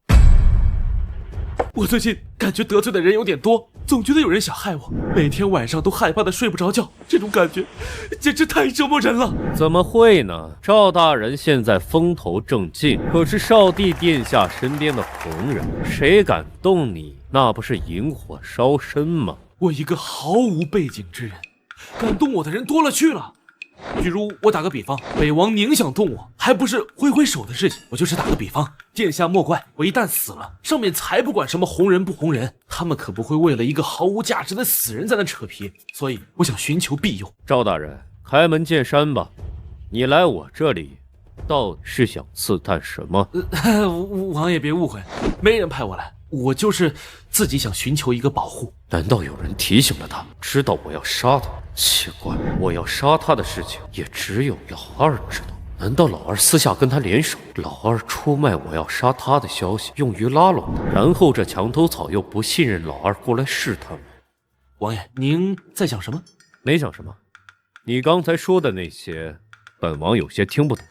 哎，这有什么听不懂？我用不着在我面前装疯卖傻，咱俩的事情还没完。你让我损失上千万两，我没宰了你，已经是仁慈，你还妄想我的庇佑，做梦！看来王爷不想给我活路啊！哎，罢了罢了，告辞，王爷。王爷，他来的正好，我要不要跟出去，找个没人的地方将他搓掉？做你个头！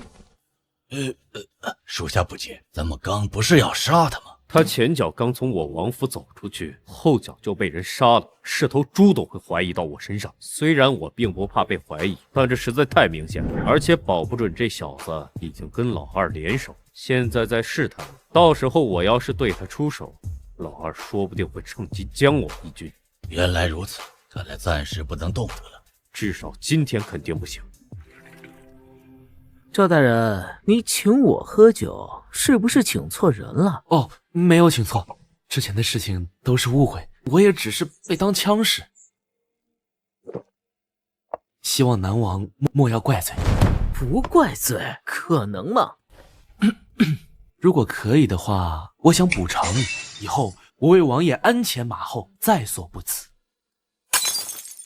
你的意思是想追随我？对，我这种没有背景的，早晚需要寻找明主。很明显，王爷您就是。给我一个理由。因为大皇子要杀我，我很害怕。少帝呢，又是个女人，不太信任我。依我看，还是南王您最有前途。我怎么知道老大要对他动手？老大下手暴露了？不对呀，老大想杀这么一个毫无背景的人，应该不至于收手吧？难道是老大忽悠我要杀他，然后又让他来试探我的底？还是说是母皇那边派来的？这种人鬼才信呢。赵大人说笑了，我不过是臣子，有什么前途啊？至于您，我这庙太小，你找别人去吧。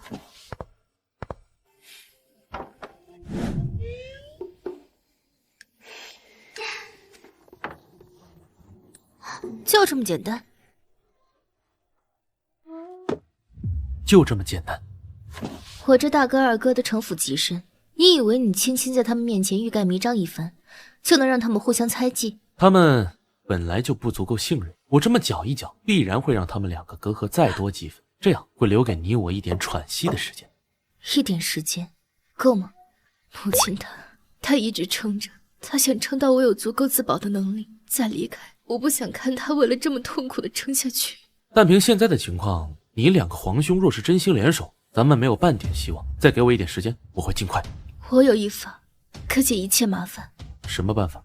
那就是我与北燕国君联姻，说促我大梁南北通透，两国兵势前线。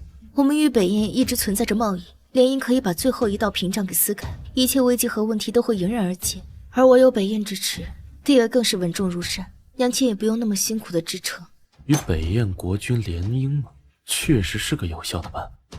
连你也这么认为吗？可我怎么舍得让你嫁给一个草蛮之夫，垂垂老朽？但这就是命，不是吗？如果我不在，这是你的命；但我在，就绝不会让这种事情发生。这一天终于还是要来了吗，赵大人？当然，张大人怕了。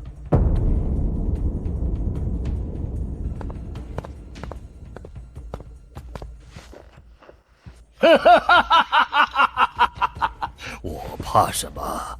我是怕你怕。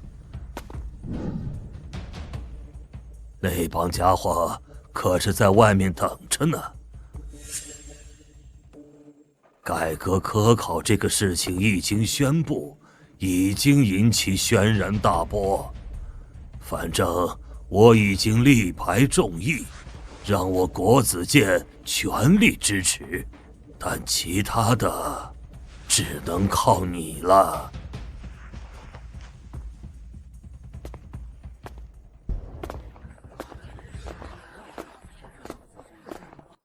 这不是少帝吗？还真是，微臣。属下。他哥二哥，今日咱们只是要规模，莫要带着身份。看来三妹对这个也很有兴趣。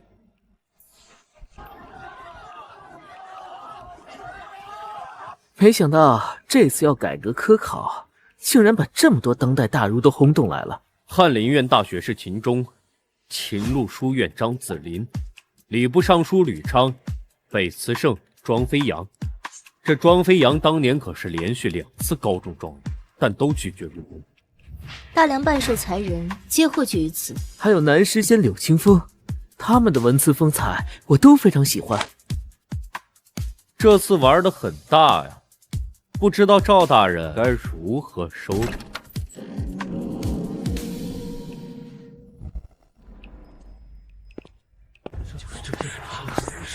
本官赵灵，感谢各位大儒博士、世子达官贵人，今天来国子监听我宣布大梁科举改革一事。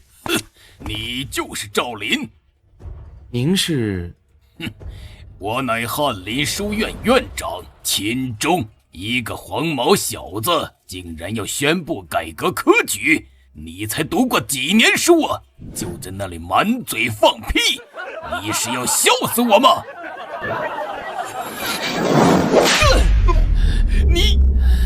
你竟敢打我！我翰林院学子何在？爷爷，你没事吧？你翰林院院长区从3品官职，竟然在我面前大呼小叫，以下犯上！老子是礼部侍郎，正3品，大你1级。我庶子狂妄！你又是何人？我乃岳麓书院院长张子霖。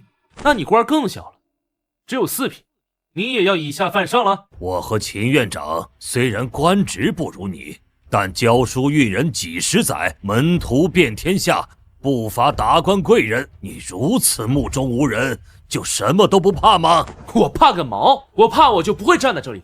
改革势在必行，我也有礼部尚书吕大人的支持，以及少帝和陛下的允许，岂容你等放肆？我也只是配合赵大人而已。赵大人是主推动者，与我无关。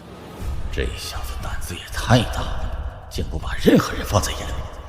他当真不考虑后果的吗？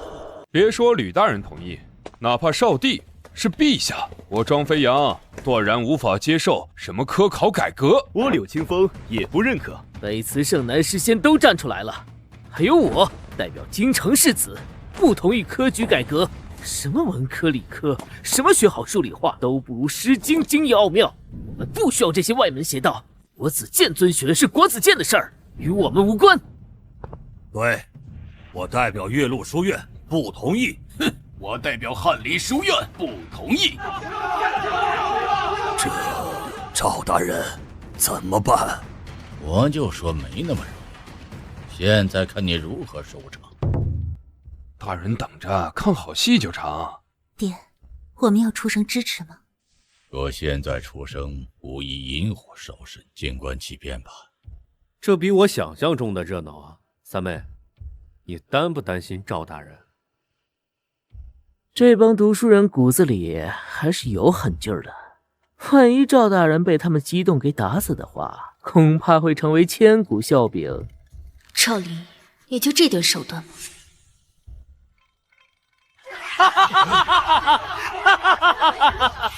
什么叫做哪怕少帝的意思，哪怕陛下的意思，你等都不同意？意思是要公然抗旨了？我没记错的话，公然抗旨可是死罪呀。我们不是抗旨，我们只是无法接受这样无理由的改革，摒弃了我大梁优美的传统。若大人非要给我按一个抗旨的罪名，那就先杀我吧，我不怕死，愿用一身裂骨向世人昭示我的决心。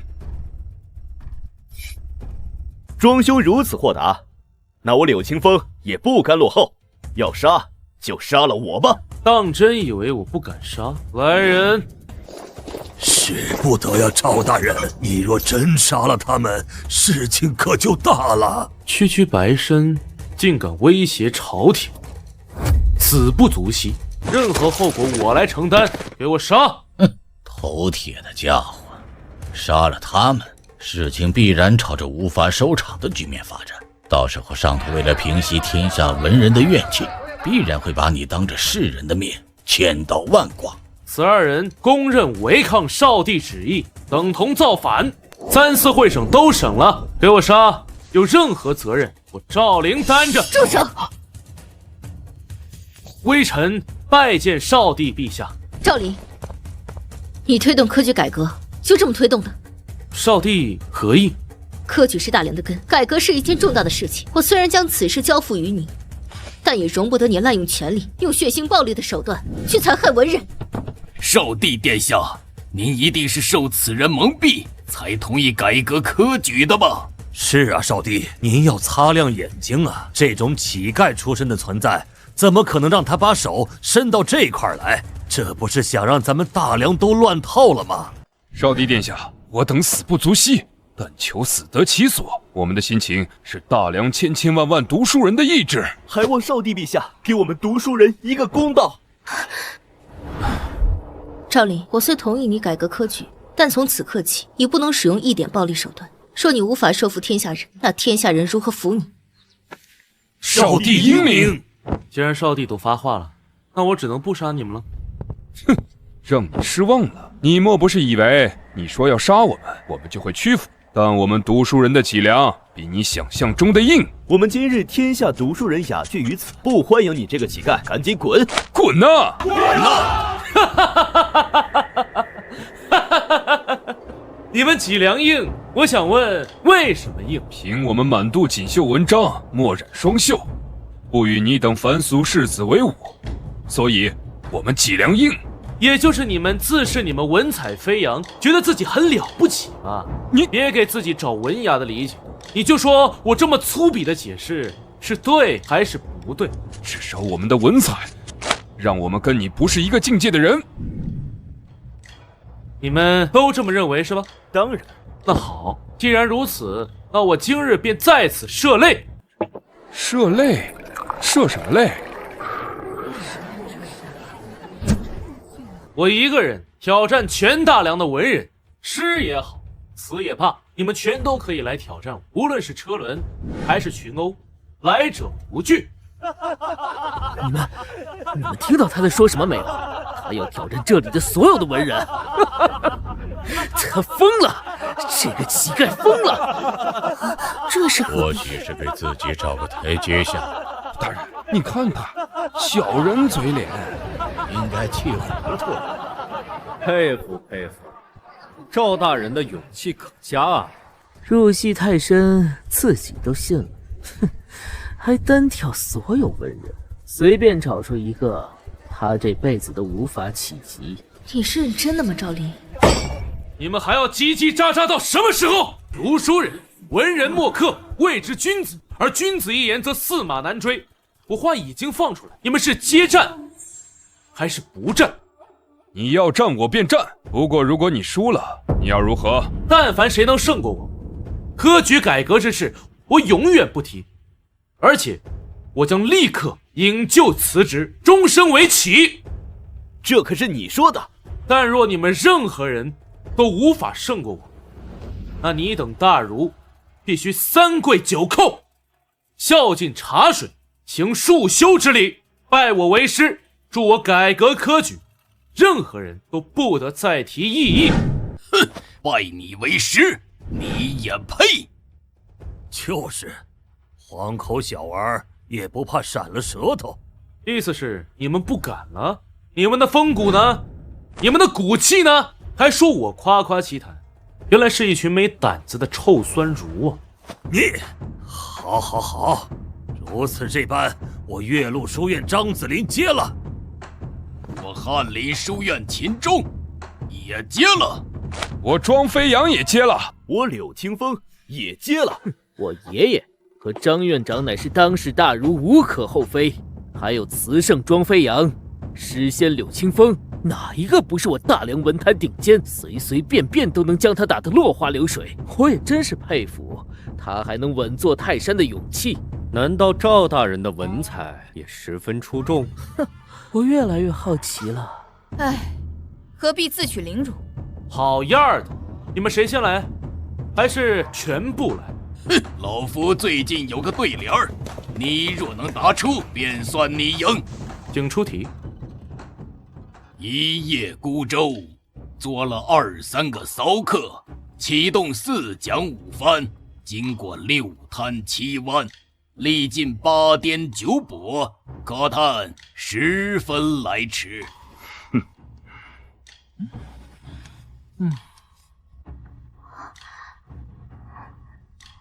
就这，听好了，10年寒窗，进了9、8家书院，抛去7情6欲，苦读4书5经，考了3番2次。今年一定要中！打出来了！怎么回事？这就对上了？好像对的没毛病。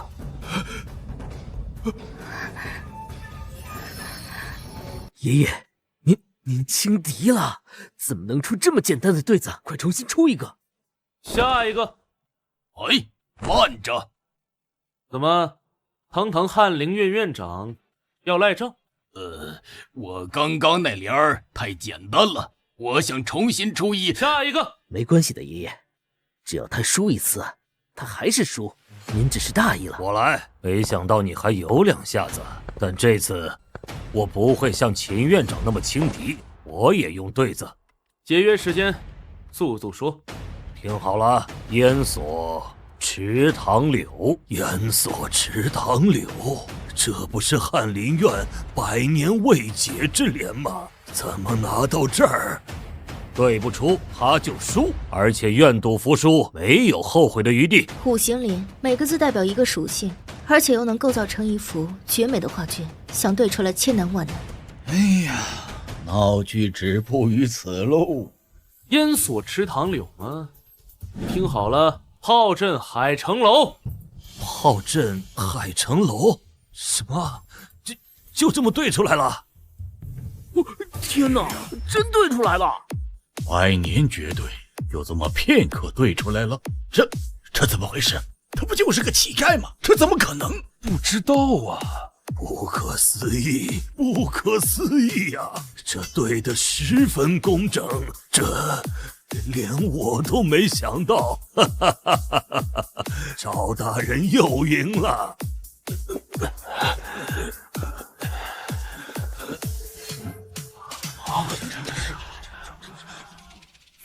殿下，这赵灵竟然还有这本事，兴许是他运气刚好知道100年未解的对子，岂是他说知道就知道的？赵灵，我与你朝夕相处1整年，我怎么觉得我才开始认识你？抓紧时间，加一个。哎呀，张院长，你还说我轻敌，你这……我也没搞懂啊，这怎么这么轻易就答对了呢？哎呀，看来我们还真不能小瞧这位赵大人。他似乎并非没有一点可取之处，看来不得不认真对待了。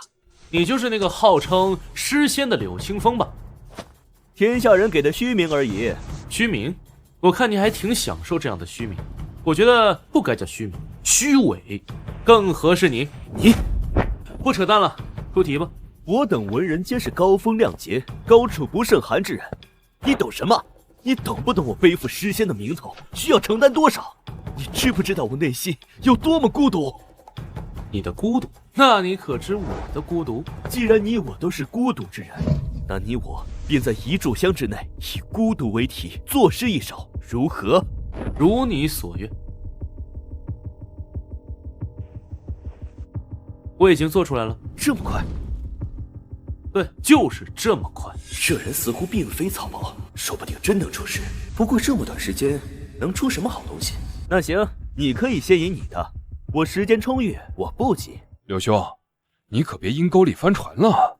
我对自己的作诗能力还是有自信的。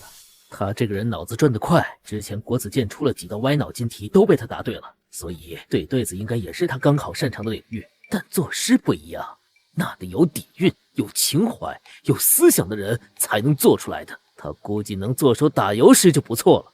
作诗的话，刘清风虽然年轻，但老夫也相当佩服。这取决于他从小的经历。至于赵大人，不提也罢。好了，诸位莫要讨论，还是听赵大人先吟吧。对，殿下说的是，咱们先听听赵大人能吟出怎样的诗，这说不定能让我等惊如天人呢。孤独。千山鸟飞绝，万径人踪灭。千山鸟飞绝，万径人踪灭。这两句开头感觉不错，我怎么有种不妙的感觉？好像真能出首好诗啊！这不可能吧？这不可能吧？大人莫慌，只有2句而已。孤舟蓑绿风，独钓寒江雪。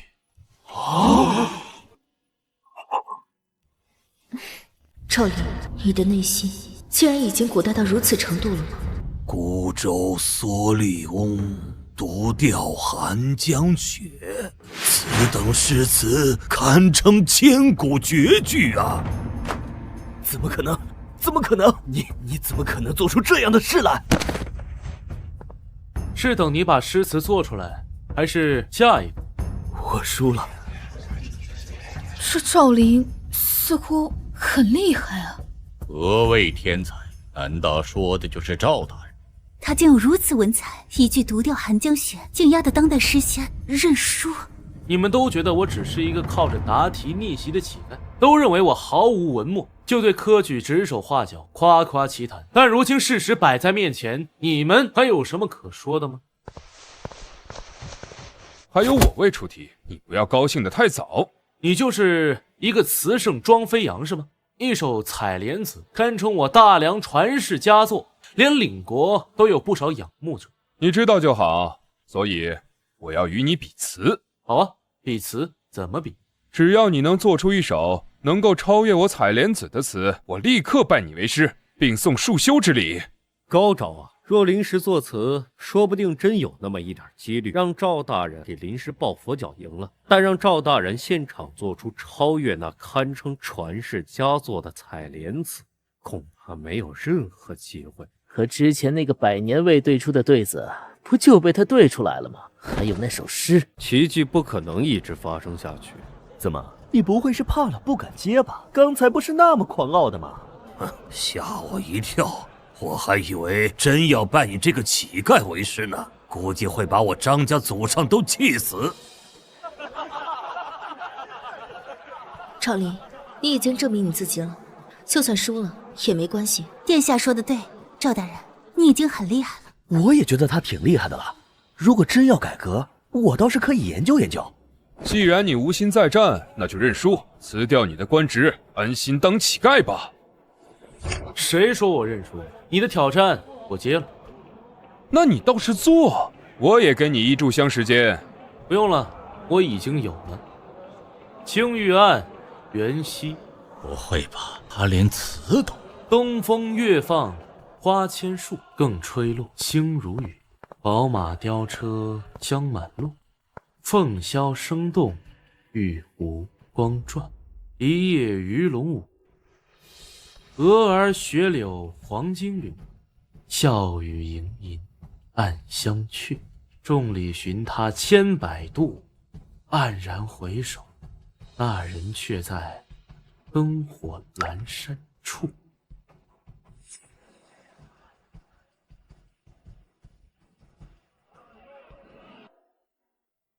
殿下，您怎么哭了？好诗。对，确实是好诗，而且我觉得赵大人这首诗是专门为您创作的。赵灵，我不是不知道你的心意，只是我无法原谅你的抛弃。母亲她也永远不会允许你和我更进一步。对不起，赵灵，我们有缘无分。我已经无法用言语来形容我的心情，感觉读了一辈子的所谓锦绣文章白读了。今日无论是诗还是词，都让我见识到了何谓绝顶的存在。这样的人能站出来推陈出新，还有谁敢不服？难道我真的老了？完了，天塌了！我一定是在做梦啊！秦院长，咱们……彻彻底底的输了。学生庄飞扬，拜见老师。此乃学生出生时父母求的百家所，还望老师笑纳。学生柳清风，拜见老师。这是我家传玉佩，现赠予老师，还望老师不嫌弃。学生张子霖，拜见老师。我愿交出翰林院院长之位。我愿交出岳麓书院院长之位。东西你们都留着。不，老师，我们是真心拜您为师啊。对，达者为师。我们不会因为您年纪小就轻视您，您已经让我们心服口服了。我们也是。完了，这家伙拉拢人心了。哎呀，使不得呀，老师！您真是高风亮节之辈，不但既往不咎，还如此……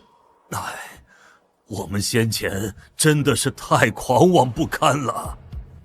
既然你们愿意征我做老师，那为师便有一个请求，希望能够推动改革。我大梁需要更进一批新鲜血液。我也是喜爱文墨，但这不是断定一个人才华的全部。老师放心，我等定然全力推动科举改革。好，老师，我等几人幸得恩师，我们进一步说话。我等愿意倾听您的宏图。好。想不到，一个乞丐竟然有如此文采。现如今他的一言一行已然已被天下人所关注，影响力空前绝后。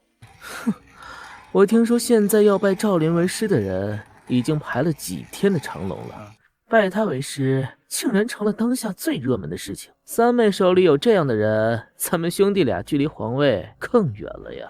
就这么放弃了？不放弃又能怎样？况且就算斗垮了三妹，还有大哥你跟我呢。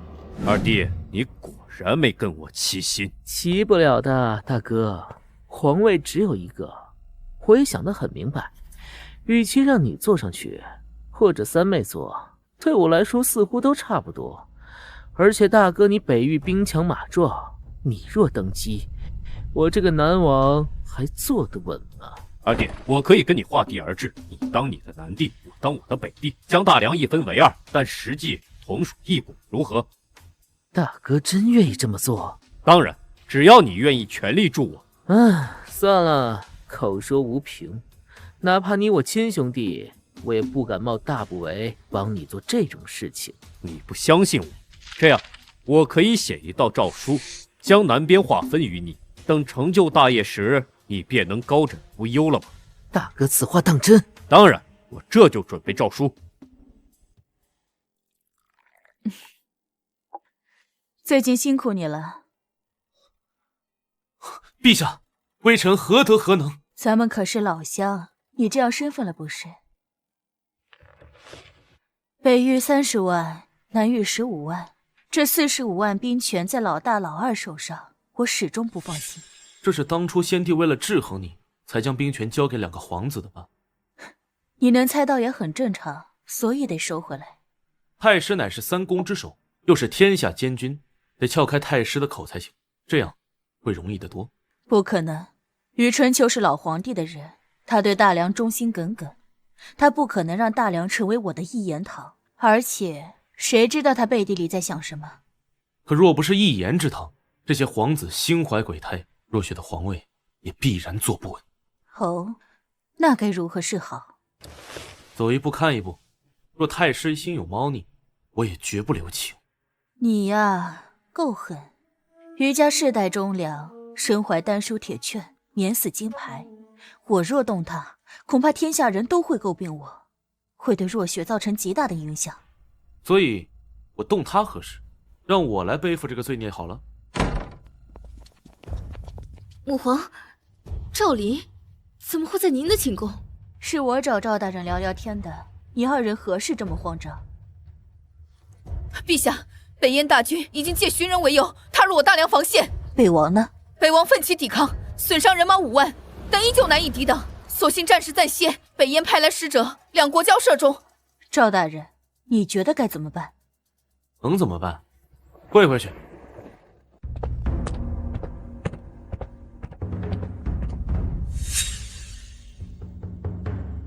巴彦，此乃我大梁少帝苏若雪，还不跪拜？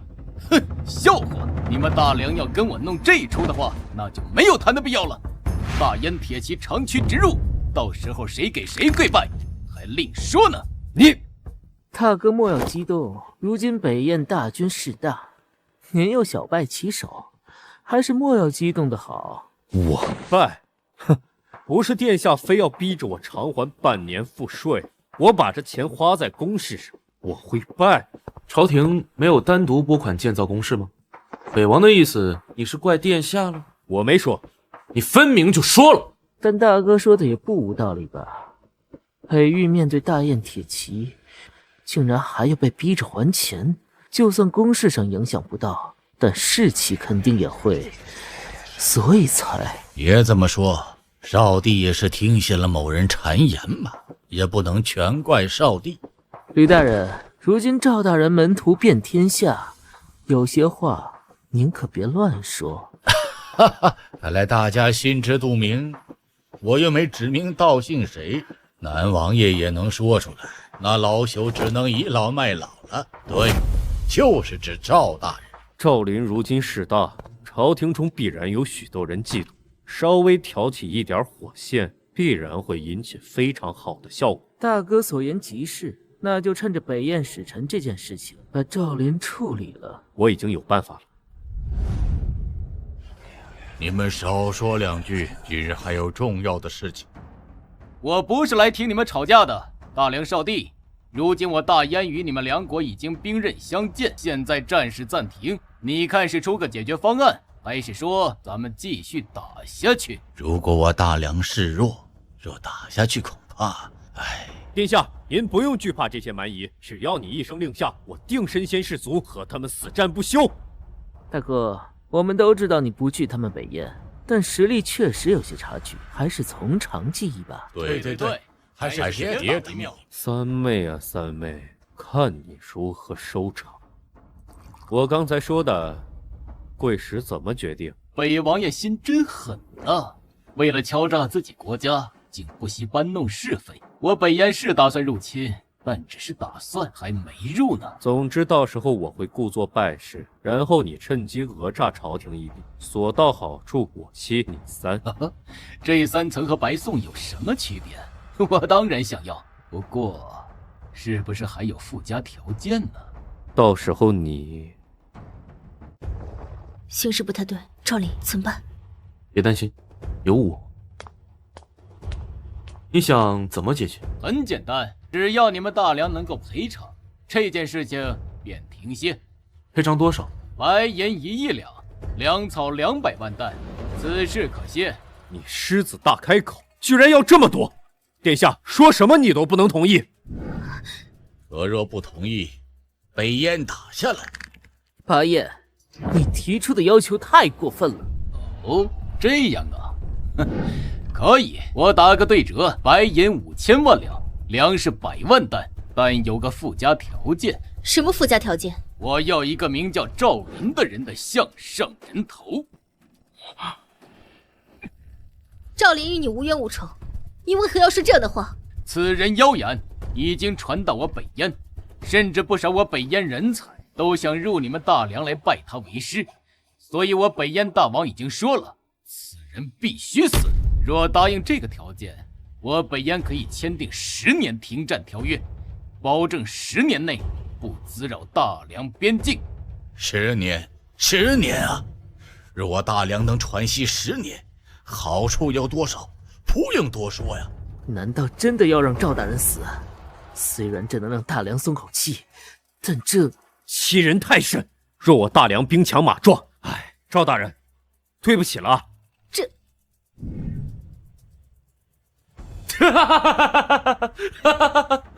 原来如此，原来如此，冲着我来的呀！早说嘛！哦，你就是赵林呐？切，我还以为长了3头6臂呢，没想到也就是一个普通人罢了。北王，你说对不起我，是承认你打不过北燕了？我没承认，但客观上，我们跟他们确实有点差距，这个是不争的事实。那还是承认你打不过了？你非要这么说，我也没办法。你连北燕都挡不住，你还当什么北王？要你有何用啊？你，赵林，你大胆！这种大逆不道的话，你竟敢说出口！不做北王，谁还有资格做北王？当然是有能力抵挡北燕者，才有资格做北王。我可是大梁皇子，你若仰仗的仅仅只有血脉，但毫无建树，这个皇子的身份亦没有任何作用。我即便抵挡不住北燕，但我这几年也是我来将他们牵制住，也根本什么都没有经历过，就想磨灭我的付出，你算什么东西？这下你终于亲口承认你无能。你，天子之下皆为臣子，若这臣子无法做好臣子的本分事情，那就换个臣子便是。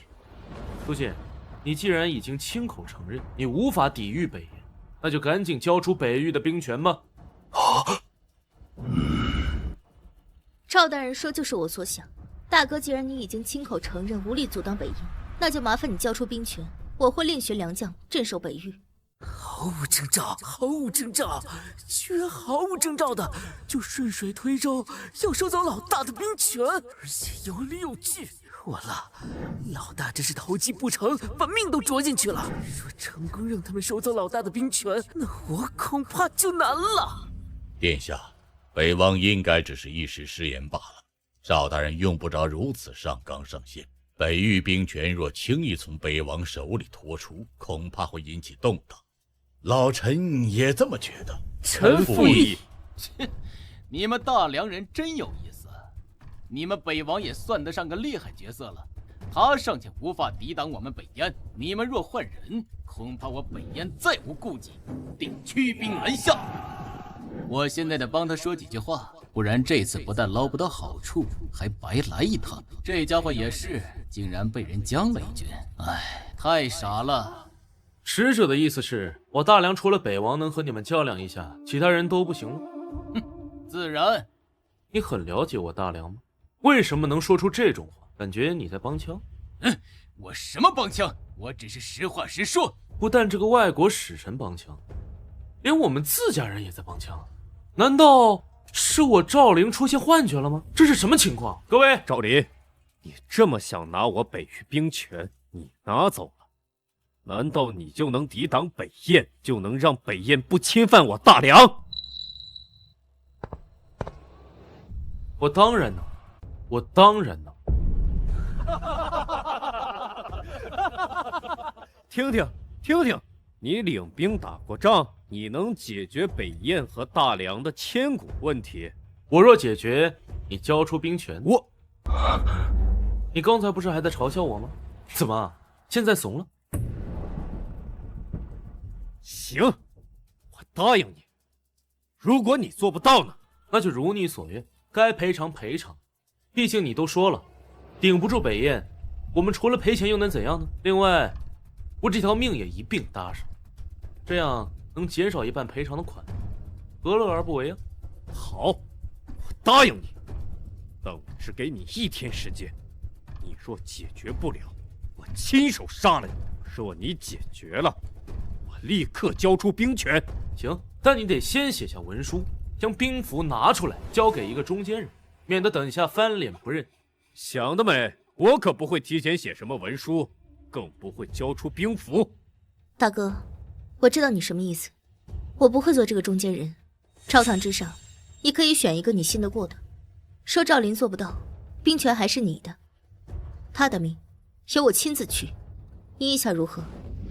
大哥，不如你给太师大人吧。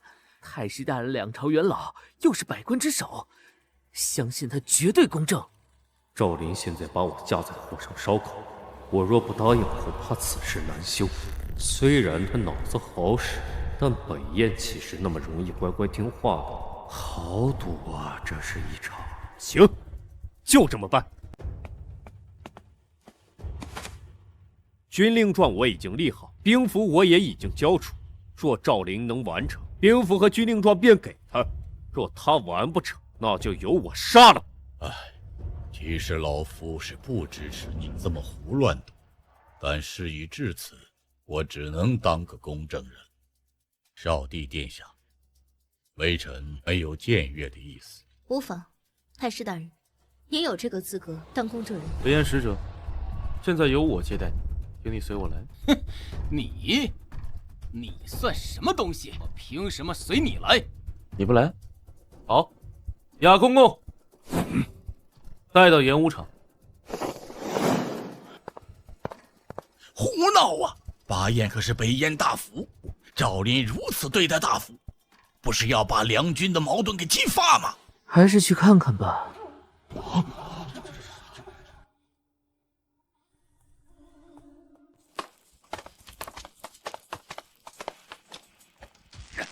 赵林，你们大梁人如此无礼，我回去之后一定禀告大王，铁骑直奔你大梁皇宫。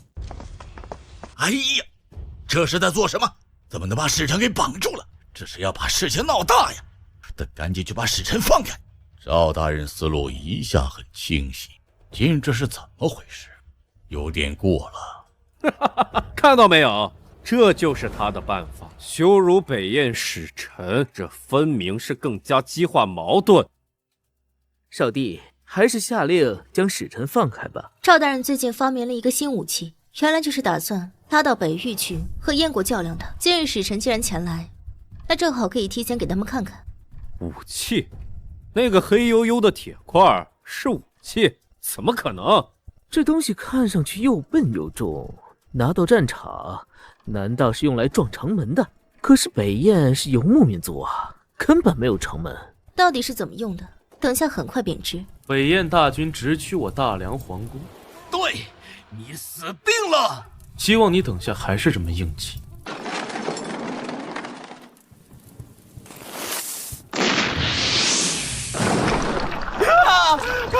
天哪，这是什么东西？阿妈，我想回家。此物如雷似火，威力怎么如此巨大？震天雷！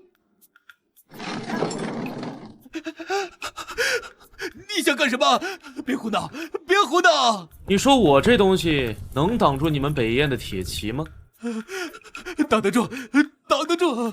我一定将情况如实向大王禀报。回去告诉你们北燕大王，不是我大梁不想打，而是打起来谁都落不着好。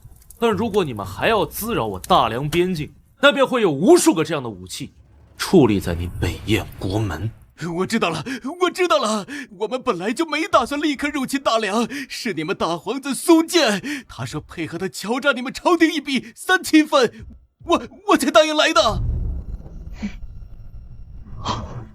你胡说！我们什么时候做过这种事情？反正我话说到这里了，信不信是你们大梁的事儿了。行，送客。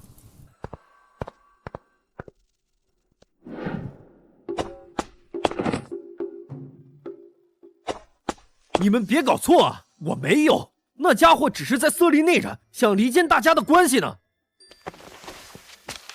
离间不离间暂且不说，但今日你北王的身份和你的兵权应该保不住了。北王无能，无力抵抗北燕，有失身份，从今日起削掉北王身份，降为献王。1个月内不得离开京城，1年内不得和北域任何将士接触，否则视为谋反。把我降为献王，你有没有搞错？你又不是陛下，你有什么资格？你以为少帝2字是随便叫的吗？圣上不在，少帝的话便代表天子。没追究北燕使者刚才那番话的真实性，已经放过你，希望你不要不知好歹。微臣遵旨。太师大人，辛苦你帮忙做中间人。现在兵符和文书，你可以给朕。请少帝恕老臣反应慢。老二，太师大人，你们怎么走一路？原来如此，太师大人，您居然一直支持的是老二，居然没有一个人发现，你们藏得好深啊！哎呀，我的好大哥啊，你这次真的是搬起石头砸自己的脚。如今我们还怎么对抗三妹？你竟然稀里糊涂就把北域都输了。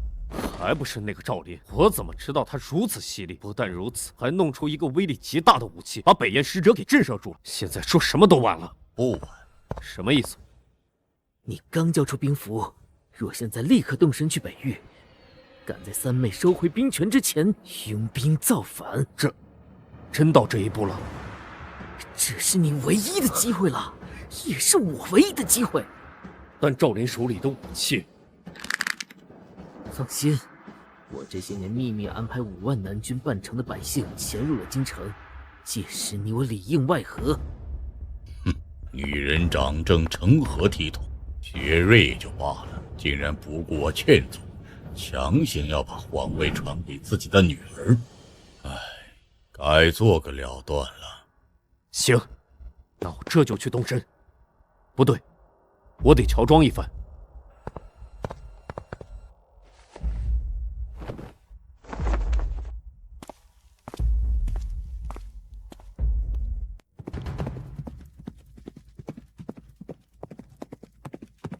赵林、苏若雪，等我回来，必将你们碎尸万段！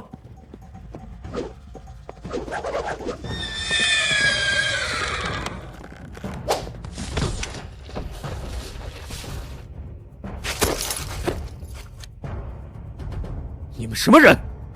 赵林！大皇子啊，大皇子，原本想放你一马，没想到你真的会想跑回北域。打算造反，可惜被我逮住了。你连这一步都算到了，赵林，你好可怕！带走，押入天牢。希望老大一切顺利，不然这一局我们彻底输了。苏建他更不想输，所以他必然会卷土重来。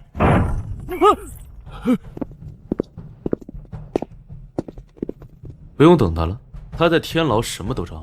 赵林，你什么意思？他是谁？你在说什么？老大呀，刚跑出城就被我逮住了，而且不只是略微动了些刑，他就把你们全都供了出来，包括你老二将南域兵丁潜入京城的事情，你们3个人合谋造反的事情，也一并交代。我是被老大逼的，这里有他写的文书，否则我怎么会做出这种事情？你竟敢损毁如此重要的证据！不过，是你提前准备了一手保命符罢了，我完全没有兴趣。赵林，你为何能算得这么透彻？你脑子里到底装的什么？给我拿下！你们住手！老夫两朝老臣，以下谁人不知？老夫忠君爱国，岂会背叛大梁？小米，你怎么来了？我爹他早就已经和2皇子串通，企图颠覆大梁政权。他人来往书信，我皆有记录。你竟然……对不起了，爹。为了保护余家，我只能做这个污点证人，不然以赵林的手段，即便你有丹书铁券，也保不住余家。走。赵大人，恭喜了。恭喜什么？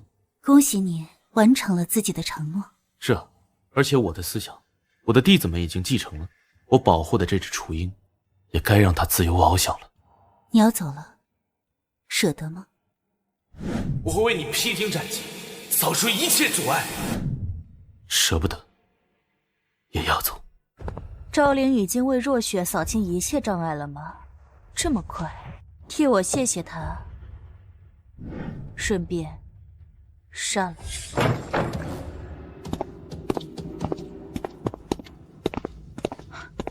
若雪，你带这么多人来我寝宫，这是要做什么？抱歉，娘亲，我是来逼宫的。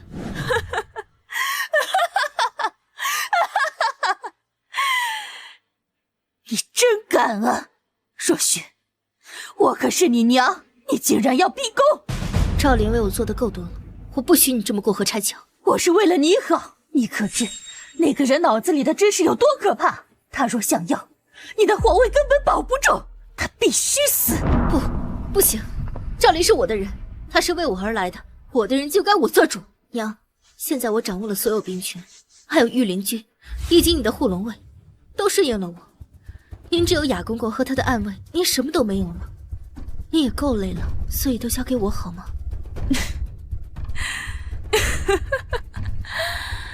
我的女儿终于长大了，终于有自己的想法了。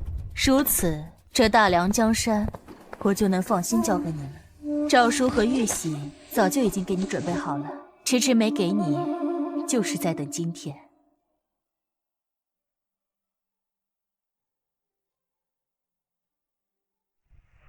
你们没人看到过赵大人吗？这是赵大人的信。傻子，我的承诺我已经做到了，也终于能松口气，所以该走了。我该继续寻找我人生的意义。